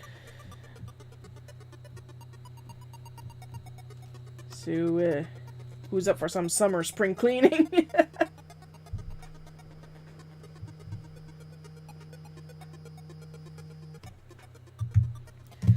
Well, teeny tiny break. I can't help it. I keep my legs really crooked under the desk and now they're all crampy and it's my own damn fault.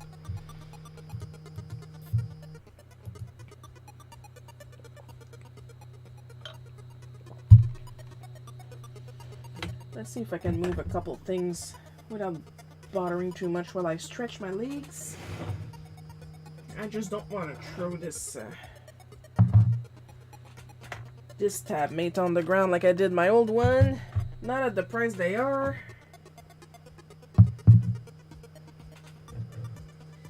Move my liquids.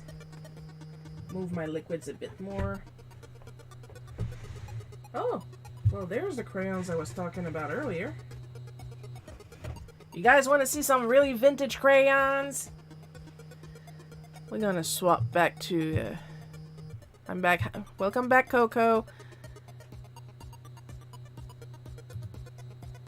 Well, I take my little leg break. First of all, let's take a look at this shit. Oh, the dust.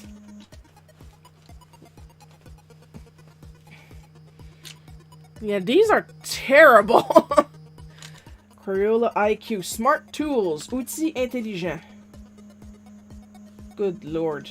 That's how bad they are. Look how close they are from the entrance of the box.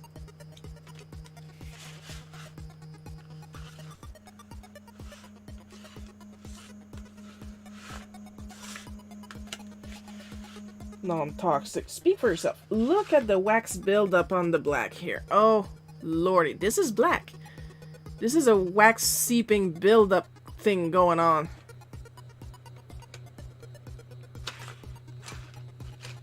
Like, the colors look great in the box. Until you apply them to paper, they are dry, they are gritty, and that's great. People with dementia are calmer and feel more oriented when they have familiar things from when they can remember best. True. Une fantastique variété de couleurs lisses. Lisses et vives!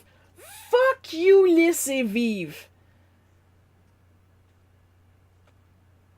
I'm not even going to try them out for you guys.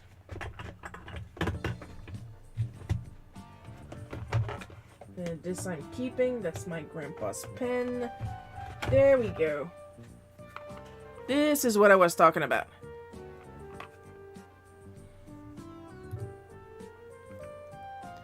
Flying Eagle.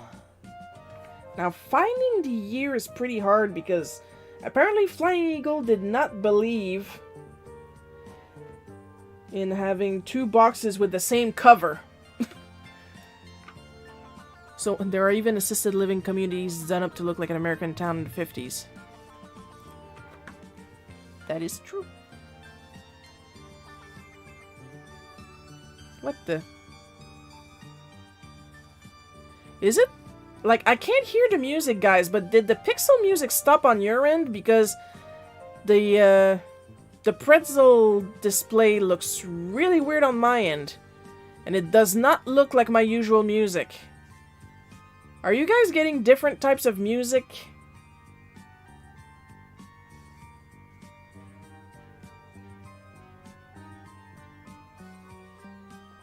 Because here I got Barcarolle 1, Miaden Franco and Piotr Ilyich Tchaikovsky Swing Centuries Volume 5.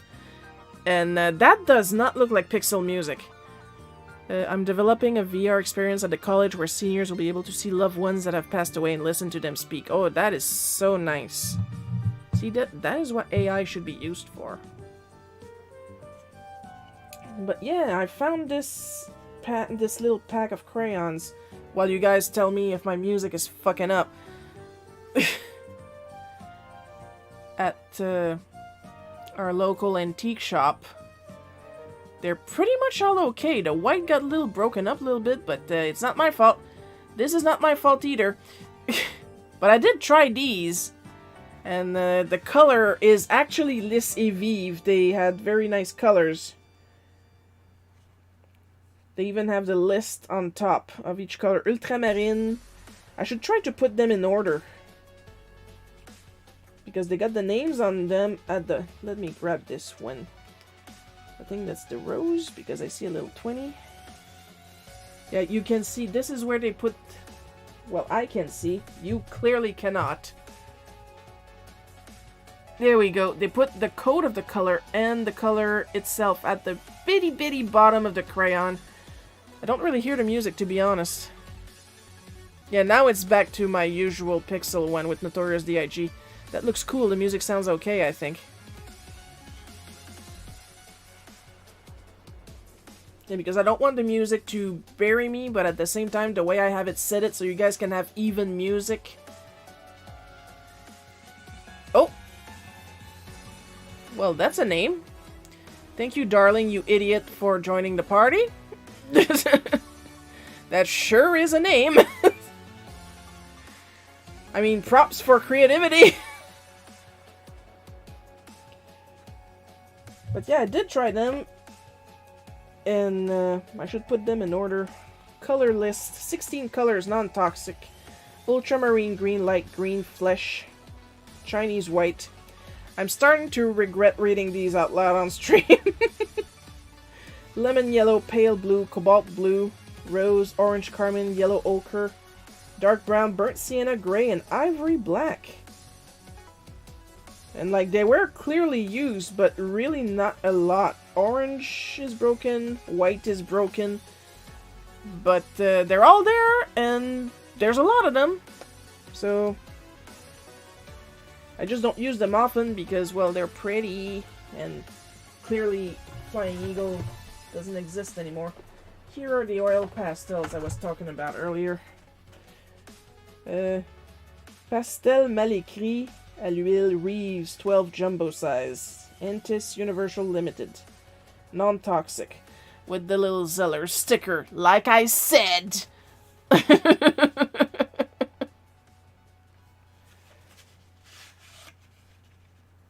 And once again, barely used. Barely. Because I do not like them. Oh, God! That's probably the age because... Oh, woo! Oh, the smell that just hit me. Woo! Oh, no thank you. Thankfully, they are non-toxic. I usually end up eating at least one crayon per pack.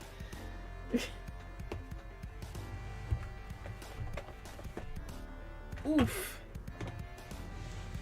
I'm gonna be doing some cleaning up under that shelf later. Oh, woo! Oh, that was not pleasant. I did not enjoy that time.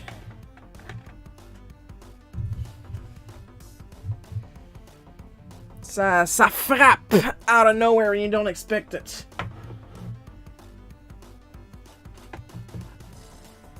Alright, back to adventure. The whole reason why we're here. Oh, I'm gonna have another sip of water. I'm lightheaded with that. Woo! How bad that smelled.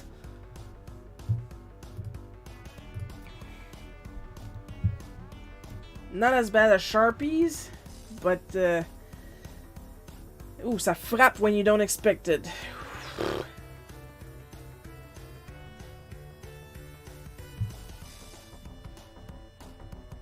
It's funny, didn't know that pastels could spoil.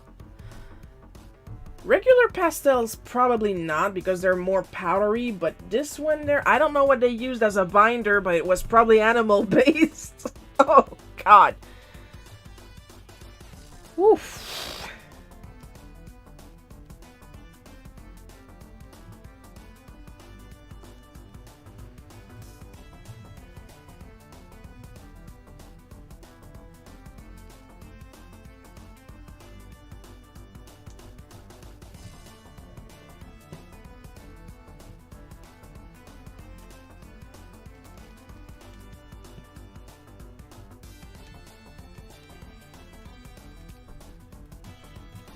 Ça réveille.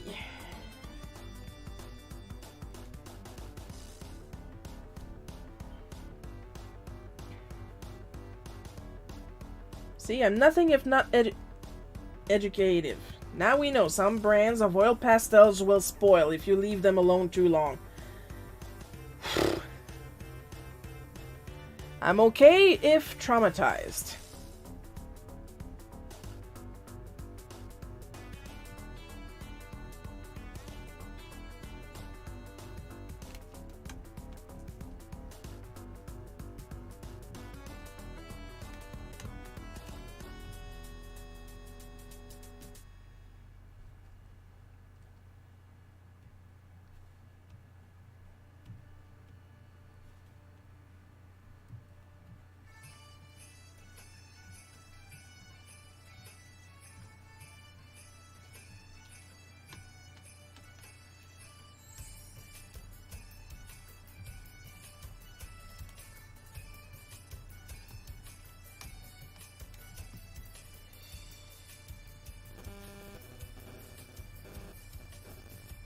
Now, of course, I'm not throwing out the Flying Eagle crayons, but I believe those oil pastels are going straight in the garbage.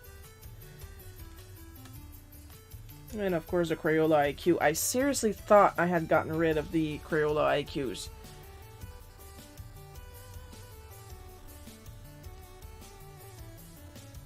Like, if the stuff is good, I will usually donate the art supply when it's good, but I know I don't use it.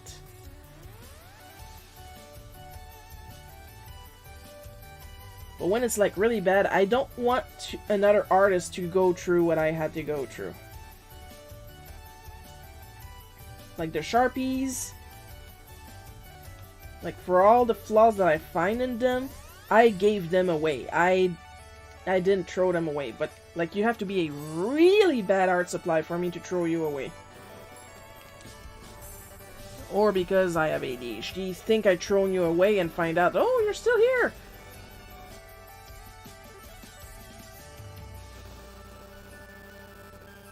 And yeah, I'm keeping the eagle ones, even if I don't use them. I'm keeping the eagle ones, like, just for the collection. You know what I mean? Because they're not bad. They are good crayons. I tried them. They are legit good crayons.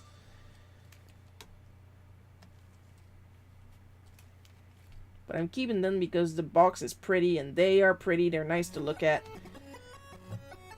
So that's why I didn't count them in the art supplies stuff earlier, because they're not an art supply, they're a decoration.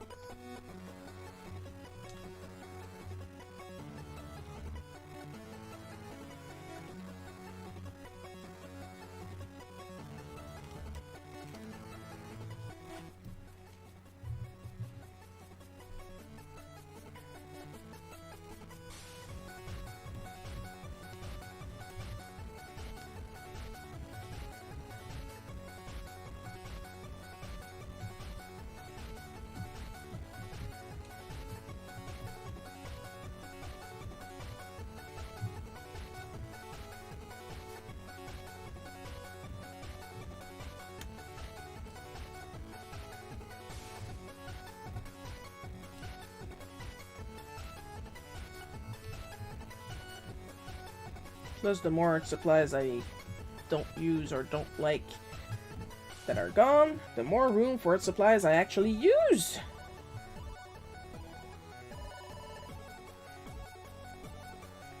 Like, we're really close to getting the metallic Gensai Tombi paints, and I hella use my Gensai Tombis.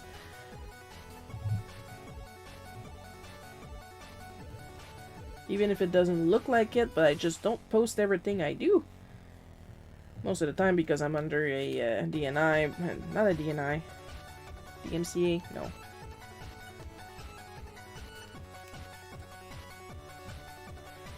What's the thing when you're not allowed to talk about a project?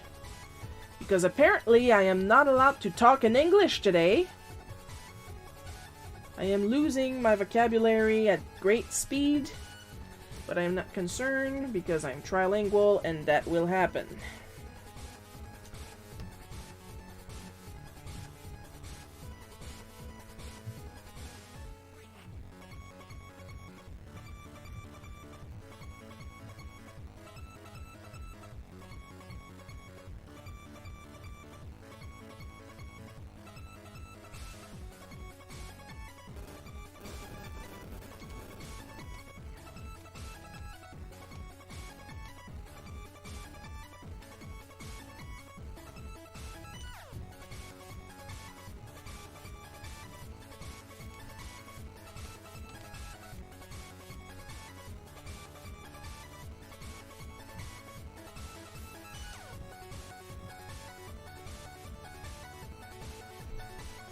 Non-disclosure. Thank you!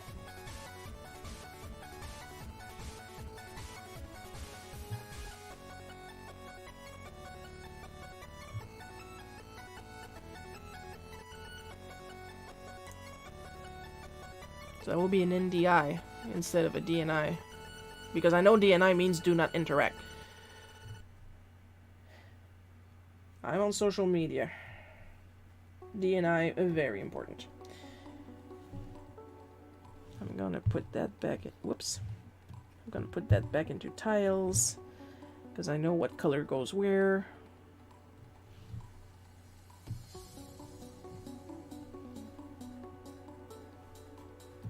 It's a very small palette.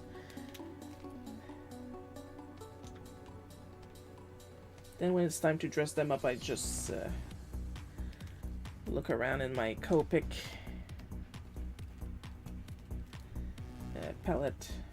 Now, I did not create the Copic palette. That is why it's not in my shop. But I found it in the asset store on Clip Studio. So if you just look up Copic palettes, you're bound to find one.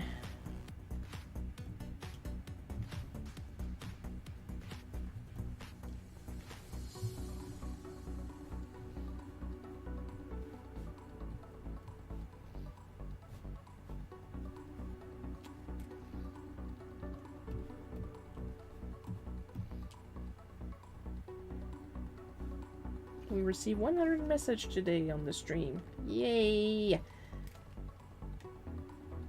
This is the second reason why I like audience participation, because I get a little trophy. Because it tells me I was interesting enough that you guys decided to interact.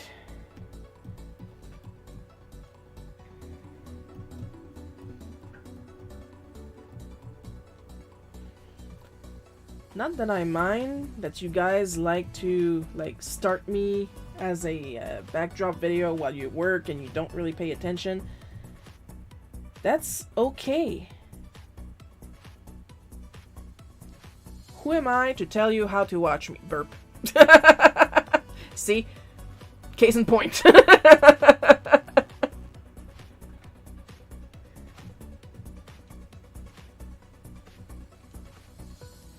I do like a little bit of interaction because it keeps me focused and awake.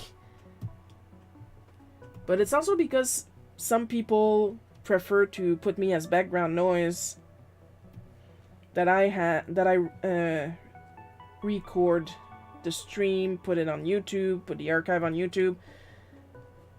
Some people don't have time to come at the time that I live stream, and some people don't focus but would like to go back and watch some parts of it and stuff like that. And that is perfectly okay. I will admit I subscribe to some live streams of how to use Clip Studio and stuff like that, and then I completely zone out. So yeah, that shit will happen. But like I said, you guys are nice enough to use me as background noise, some of you. So that's still nice of you. Thank you. You had the choice and you chose me. I feel special. And I appreciate it.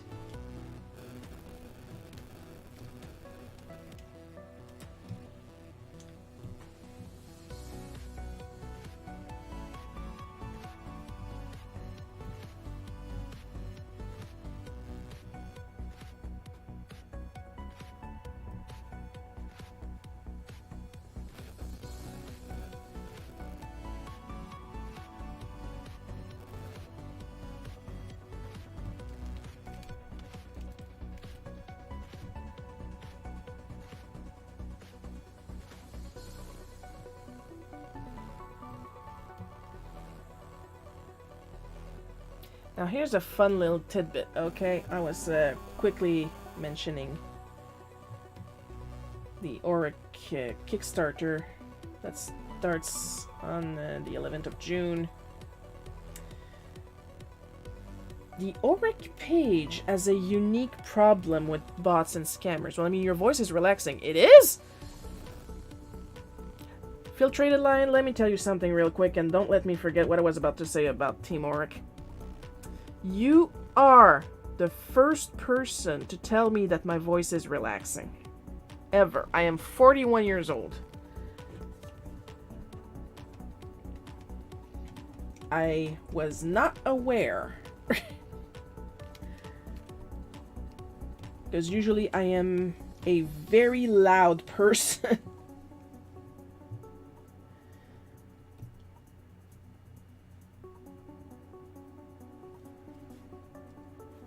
So, of course, first of all, thank you.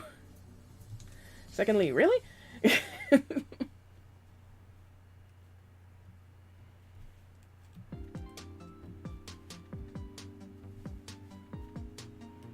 Because to me, a relaxing voice would sound like half of the female artists I find on YouTube score for me.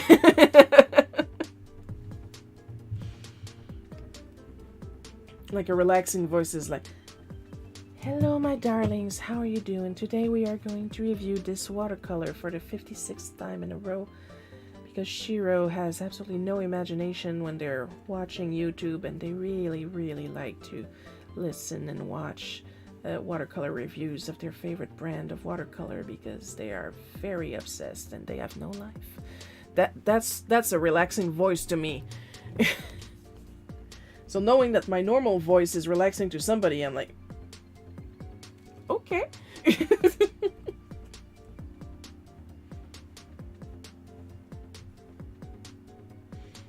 But yeah, the org page has a unique problem with bots and scammers. Like, of course, we announced a Kickstarter, and like every bot and scammer is like, phoomp. That part is normal.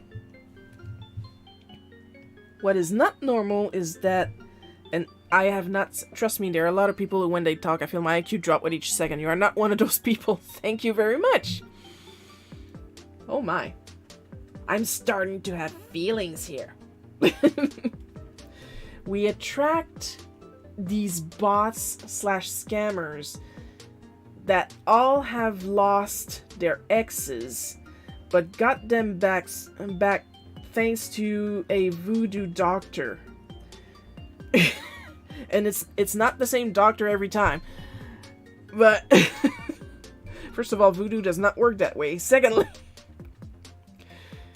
and like recently we had one, like just the one that claimed that one of our followers was cursed with black magic and they could remove that black magic. Of course, we got rid of that right away. But like 99% of these specific quote-unquote magic scammers is about getting an ex-lover back. And I have not seen that on my other pages. I have not seen that on Benelli Books. I have not seen that on my own page. Like, of course, there's the regular scammers of we can get ISIS on your Kickstarter and stuff like that. Like, that part is normal. That part I expect. But the Auric page is the only one that gets harassed by voodoo doctors. And believe me, there are some big quotation marks around the word voodoo. Because once again, voodoo does not work like that. I cannot stress that enough.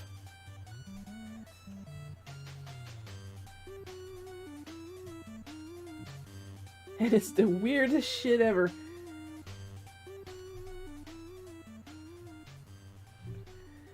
But I will say I am entertained.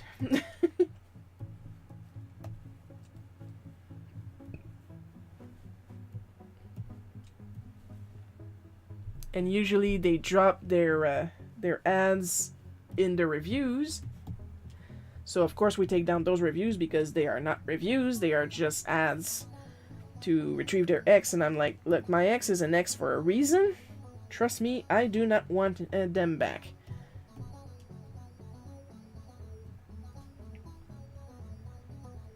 But the thing is, when we remove the text reviews, the review is still there. So we're like constantly reviewed five stars for no reason because the text review is gone.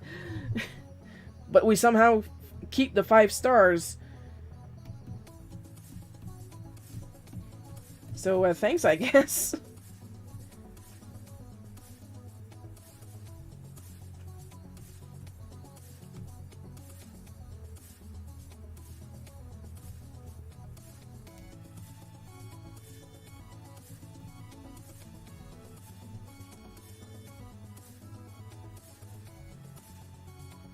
Well, I'm going to be riding that high all day. I have a relaxing voice. Good to know.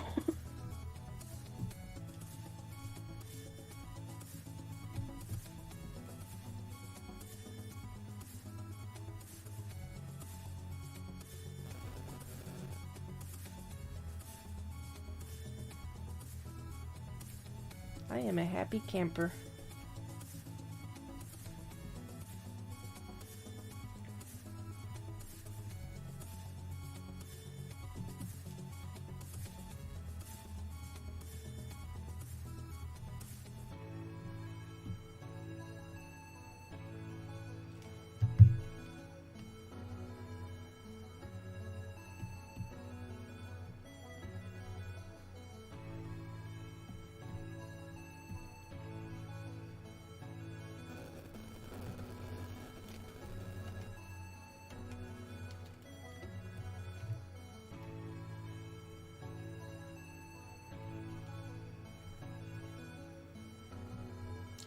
time is it without? 3:17. We're doing pretty good.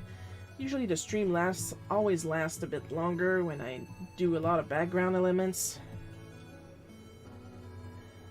So there's that. You get more Shiro for your buck.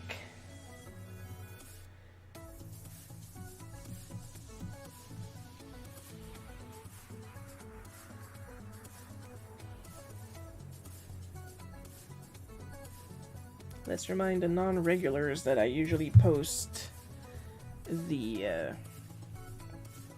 comic as a preview on Patreon, on my Patreon and my Ko-fi.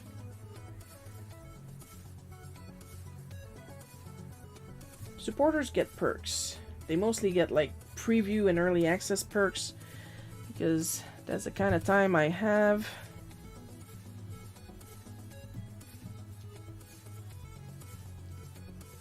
All tiers gives you the same perks, so it's really just a thing of what you want to pay. Every little bit counts. Yeah, I gotta hustle. That's how I pay the bills.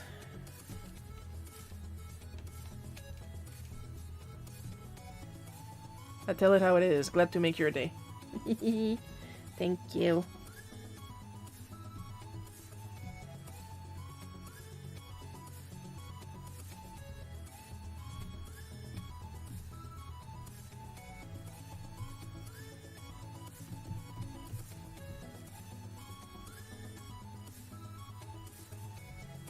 I like to think it's because I have a bit of a deeper voice.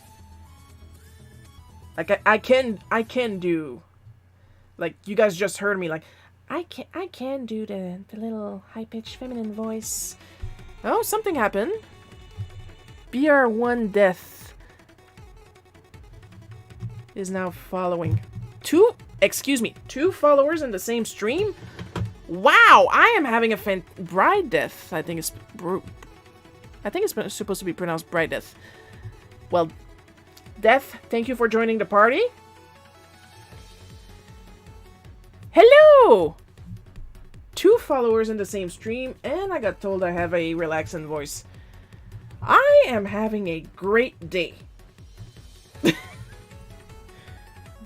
Like, how do the kids say it these days? No cap. There's no shrinkflation with Shiro.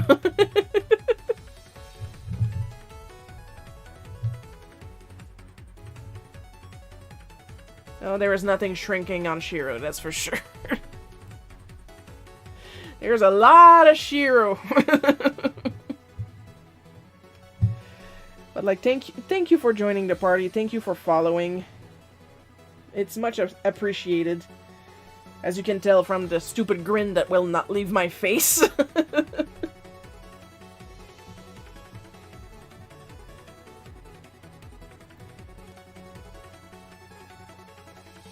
Oh, I am a happy camper.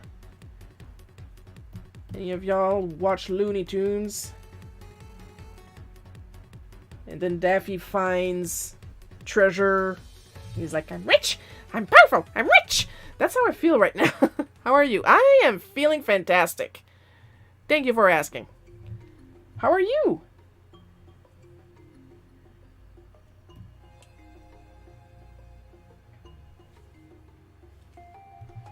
I'm super. Thanks for asking. All things considered, I couldn't be better, I must say. Because I'm feeling so simply super. Everything is super when you don't you think I look good in this hat?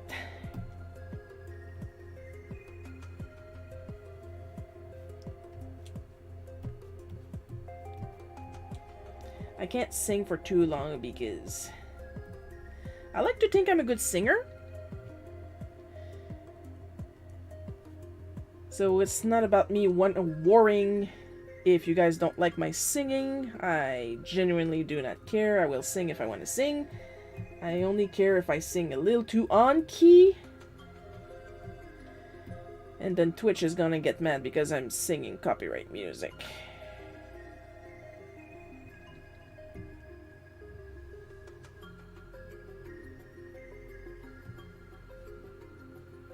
Tired but eager to dominate the world. See, that's the kind of That's the kind of thing we encourage here. You feeling good about yourself? Good. Do it more. We want positive mentality in this chat.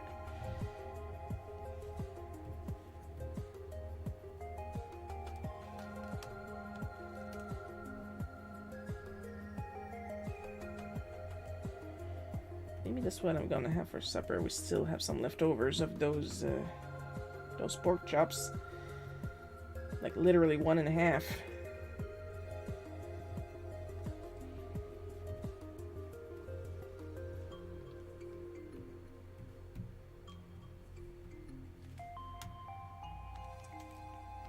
To those of you that recognize what I just sang, you're old.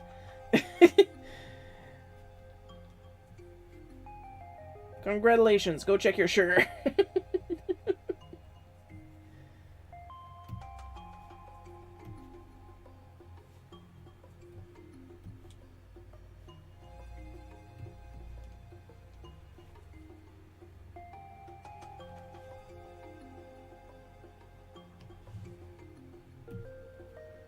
A beautiful drawing style. They're so round, if you know what I mean. I call them bean people.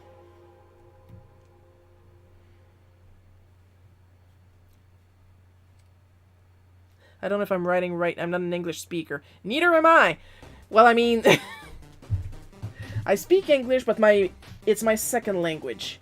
And if you would have been here earlier, you would have seen how much I frickin' struggled for some reason because I have no memory.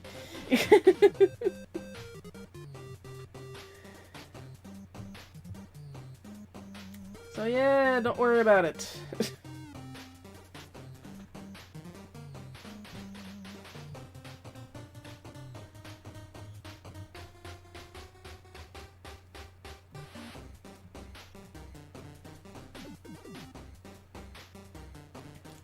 For all the new people, I am French, but I am French from Quebec, so that's why nobody ever told me I have a relaxing voice before.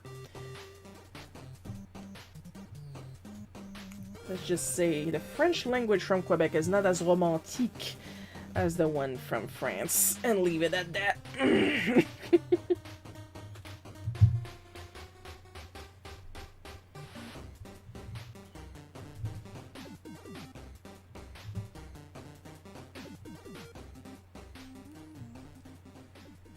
But thank you for liking my Bean People style. I can draw in all kinds of style. Tell us, Bright Death, are you a fellow artist?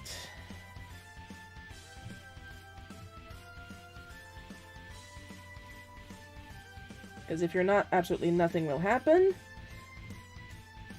But it's always nice to have more artists in the chat, because that is all I focus on.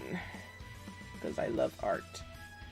What do I do? When I'm done doing art, I do more art. That's what happens.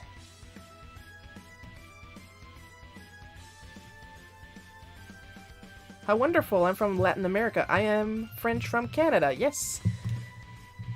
Oh, we have somebody from Latin America. That is great. I don't sound like it, but sometimes I have trouble with tone. So yes, I do actually find it great for realsies. It's always fun when we go international.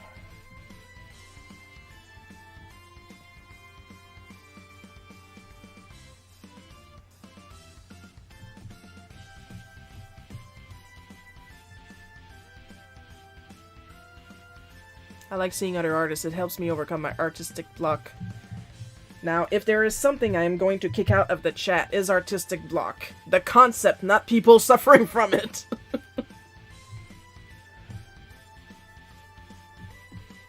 Because I'll be honest, I don't really experience artistic block. Because if I don't feel like drawing an idea I have, I just go straight to another idea, personally. And of course, this is not me critiquing my fellow artists. We do not all work the same way. So I always encourage creativity. Usually when people ask me what I do to overcome art block, I just say that I draw. And of course, the usual reaction to that is, well, I can't draw, that's the problem. But the thing is, I don't draw an idea. It's very, very rare that I experience artistic block, but I feel that just doodling random shit. Can you give me an opinion on my drawings? They are on my Instagram. I have the same name as here. Let's go look. That is actually something we like to do. Let's see.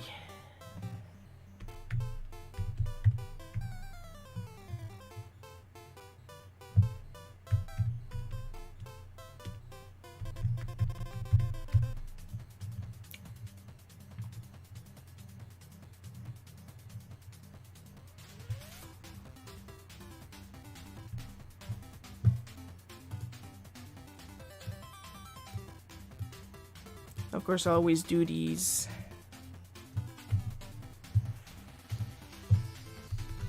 off screen because we never can be too careful, you know?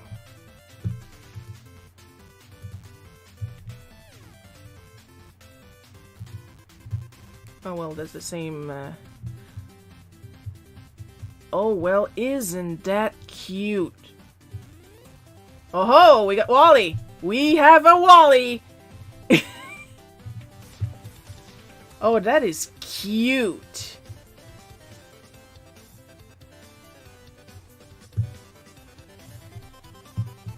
Comisiones abiertas.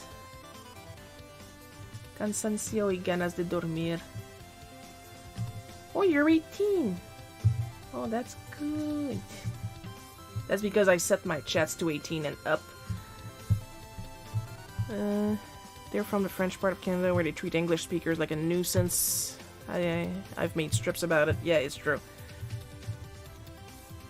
Oh, I like that. There's some simple shading here. Nuevo dibujo.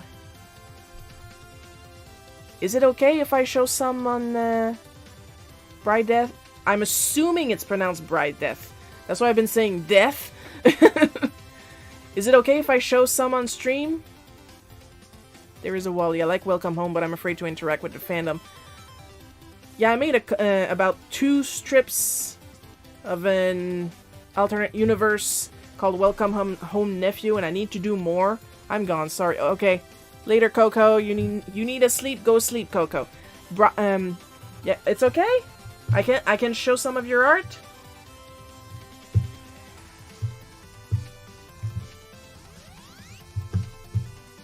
Because I really like the colors and the shading on this one. It's a very simple, it looks like vector art before I show it so other people can have an idea what I'm talking about.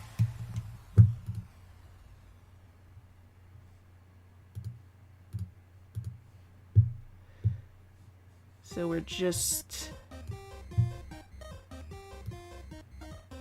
Whoops. We don't want to resize. Okay, fine. We're just going to scoot it over here so you guys can see. Look at it. See, it's a simple design with simple colors, which I can appreciate. Because sometimes I myself am guilty of using way too many colors. But they go well together. I don't have my wheel with me to show what I'm talking about. That's assuming I'm talking normally. Because I am forgetting my English today. We're gonna go to Wally real quick. Because it's a different... See, the previous one was digital. And here we have Wally, which...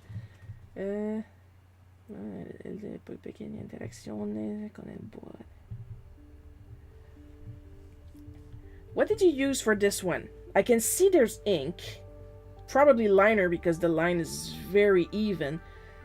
But I'm not sure if it's crayon or a wooden colored pencil that you use. I think it's colored pencil from here. you've got a very, like, you have a very steady hand for your line art. I like that. And there's some subtle shading and blush and shadows.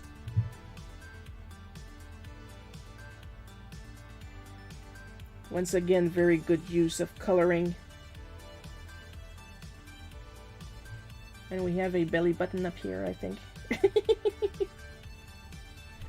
No, this is good stuff. I like it.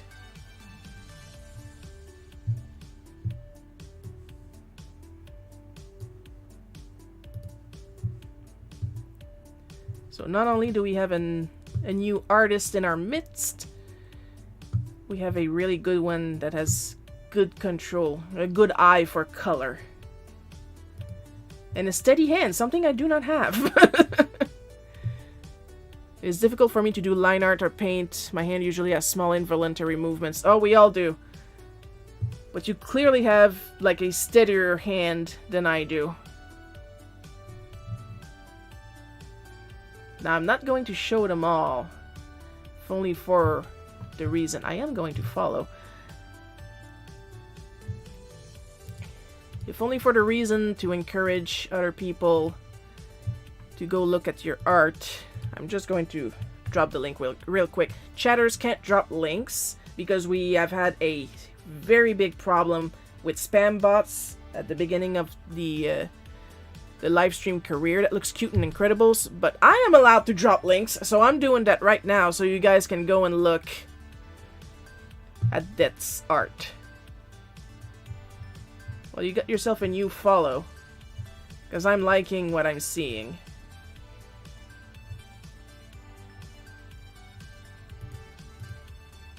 One last one real quick before I get back to work for you guys, because I really like the colors that were chosen. Allora, hacer la tarea o dibujar un sans? Dibujar un sans, ovviamente. Yeah, I agree. I would much rather draw than do my homework too, back when I did homework. And that's usually what I did.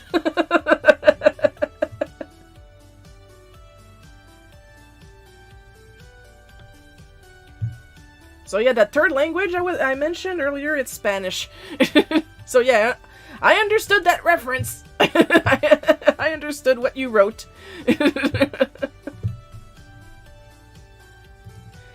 I mean, for all I know, it could be a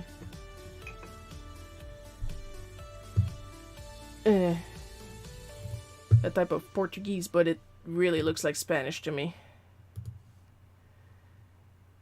Felices seguidores, por cierto. Yeah, that looks like Spanish to me. I could be wrong. I'm glad you like my art. I do like your art, and I do believe chat likes your art too. I'm gonna give a quick like to that Wally. There we go.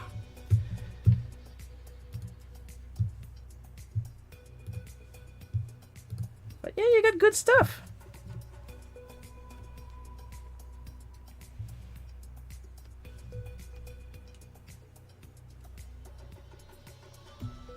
So we got 2 new watchers today on stream.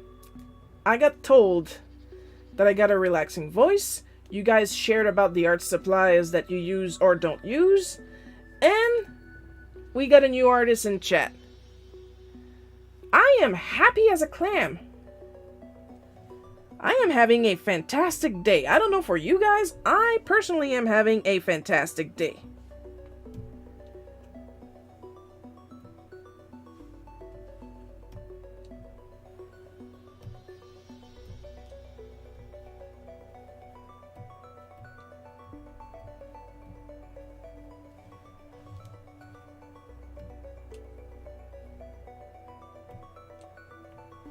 If anybody wonders, this is Poopsie Cola, not the other brand. I do not want a cease and desist because I am addicted to a certain cola. I like to make my drawings without line art. Obviously in traditional I must do it even though I don't like it because of my poor eyesight.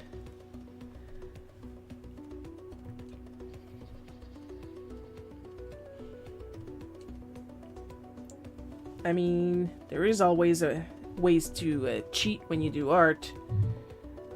Like, let's say you do the line art on one piece, and then you put another paper on top of that line art, and use a light source like a window on a very sunny day or a light table, and then you can fill in the area, like not really tracing, but like you base yourself on the line art on the first drawing to trace the shapes on the other drawing, and then you just use darker colors to like build the shape, and then you would be able to draw without line art technically on traditional paper. These look incredible. Don't you stop drawing, keep at it. It's not Pepsi, that's Sipep. And they're funny. A refreshing Sipep.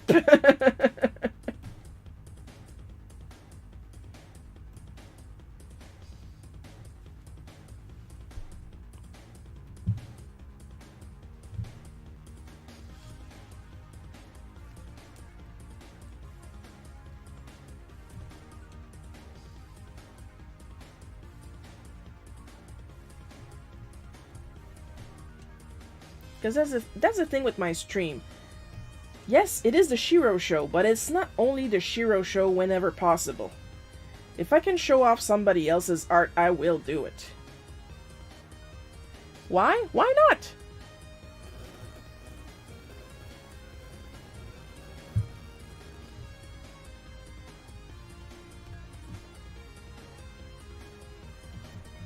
But of course, I have to ask for consent. Consent is always important, because some people do not want to show their art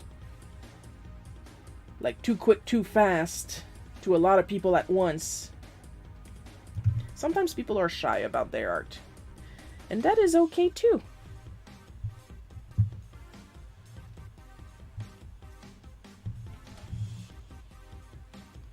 Like, there are a lot of things that are okay by my standards,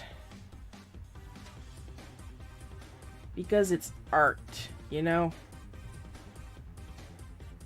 If it makes you happy to draw like that, if it makes you happy, then just do it.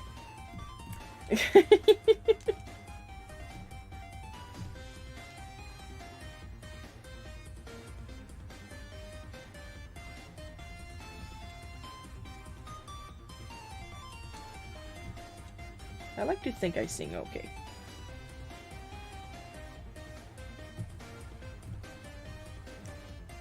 I do this thing where I have to absolutely sing like the original singer. I don't really have my own voice when it comes to singing.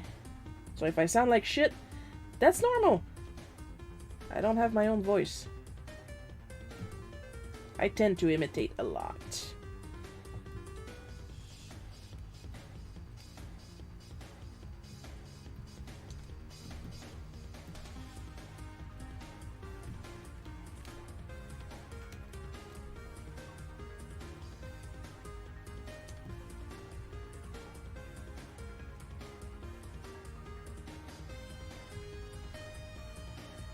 Like, I have to say thank you for accepting my compliment, because some streamers don't like it when I compliment them and they get all...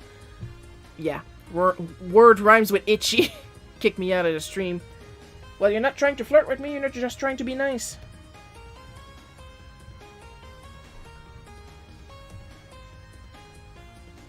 But I get it, you know? Like, if there's one compliment I am not comfortable with, it's being told I'm beautiful. Because first of all, I know. Secondly,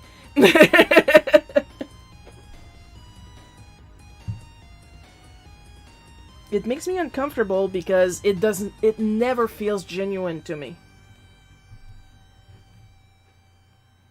Like, you have to be my very, very close friend first.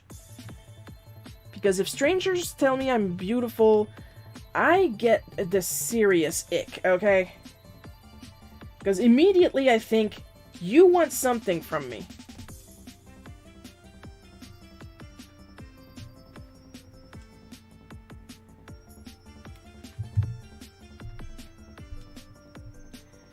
And not a nice thing, you know what I mean?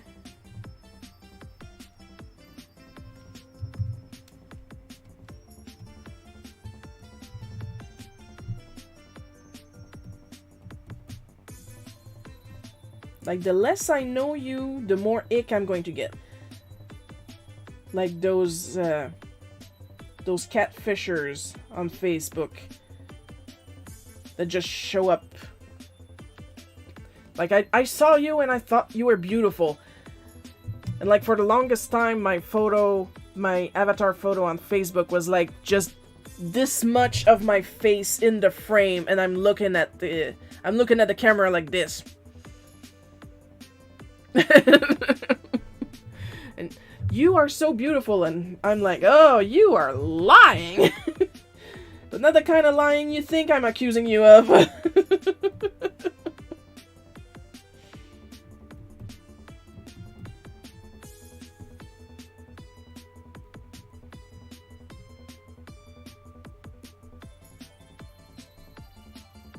So yeah, that's probably it with other streamers. They probably think you're trying to suck up for something. And it's not... It's not personal.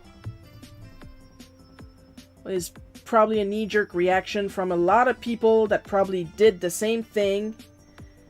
They said something nice, but they wanted something in exchange, because there's a lot of stories of people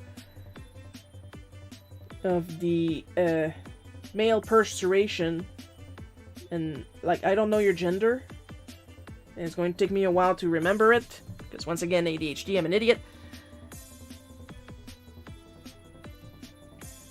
that gets stupid mad if they give a compliment, they expect something back, wink wink nudge nudge, they don't get it. So maybe those streamers had a lot of those, and now they just knee-jerk reaction, get rid of people who compliments. Of course, that's just me assuming, you know, I'm guessing. You say that, and in my country we greet with a kiss even if you don't know the other person. Yeah, they do that in France too, I think. Like, kiss on the cheek and stuff like that.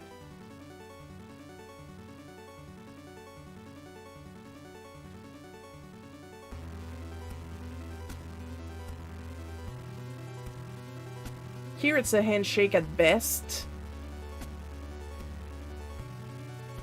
Quebecs are too big haters to be kissers.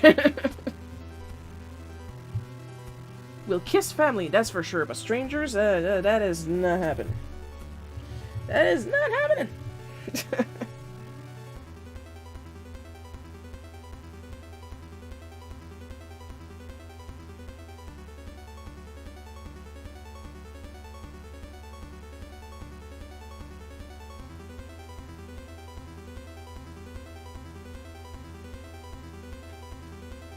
We're almost done with the stream, folks. When I start putting the washi tape background, that's when you know we're almost done.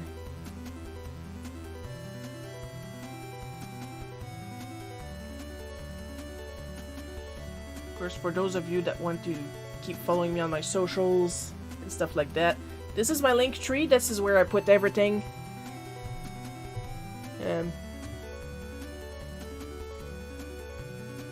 Like, not just my shops, my various social medias, my Instagram, wink wink death.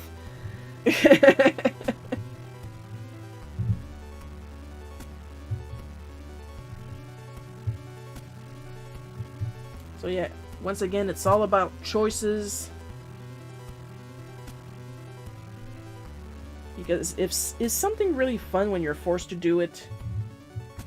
It's like my Patreon and my Ko-fi. I keep plugging it, of course, because that's part of how I make my money, but there is never an obligation, you know?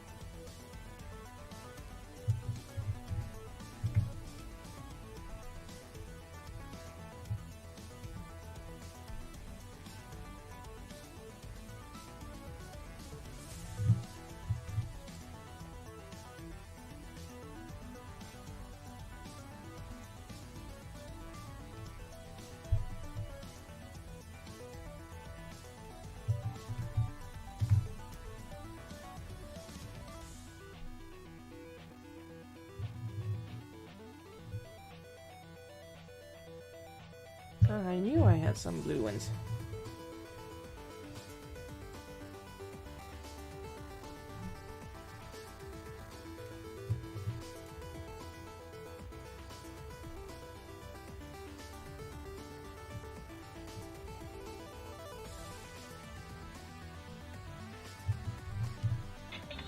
Oh!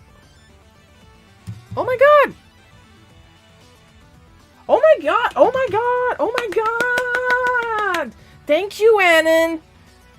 Oh my god, I'm getting some metallic Kuritake Kansai Tambi paint soon! Oh my god! Oh my god, thank you, thank you, thank you. This has been a fantastic show, Sharon. Thank you very much. Your comic looks amazing. Thank you, Paul! Yeah, we all know who Annan is. Thank you, Paul! Oh my god, this is the best day ever! We got a new artist, we got 2 new watchers. I got told my voice is relaxing, and I do not feel like my voice is relaxing right now because I am losing my shit! And I'm going to get some new paints soon. Thank you so very, very, very much. It is immensely appreciated. Thank you!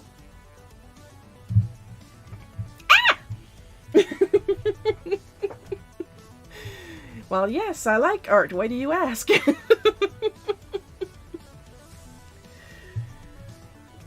So, well, I still have some semblance of functioning brain cells.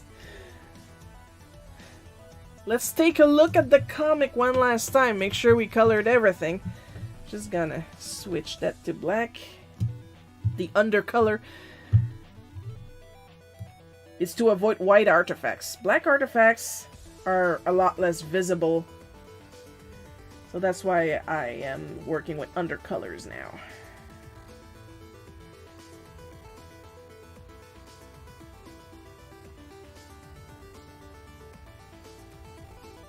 Yes! We are done for today. And I am going to be in a fantastic mood for the rest of the day. For all the reasons, but because of you guys. All of you. I am so happy. So now we are at the end of the stream.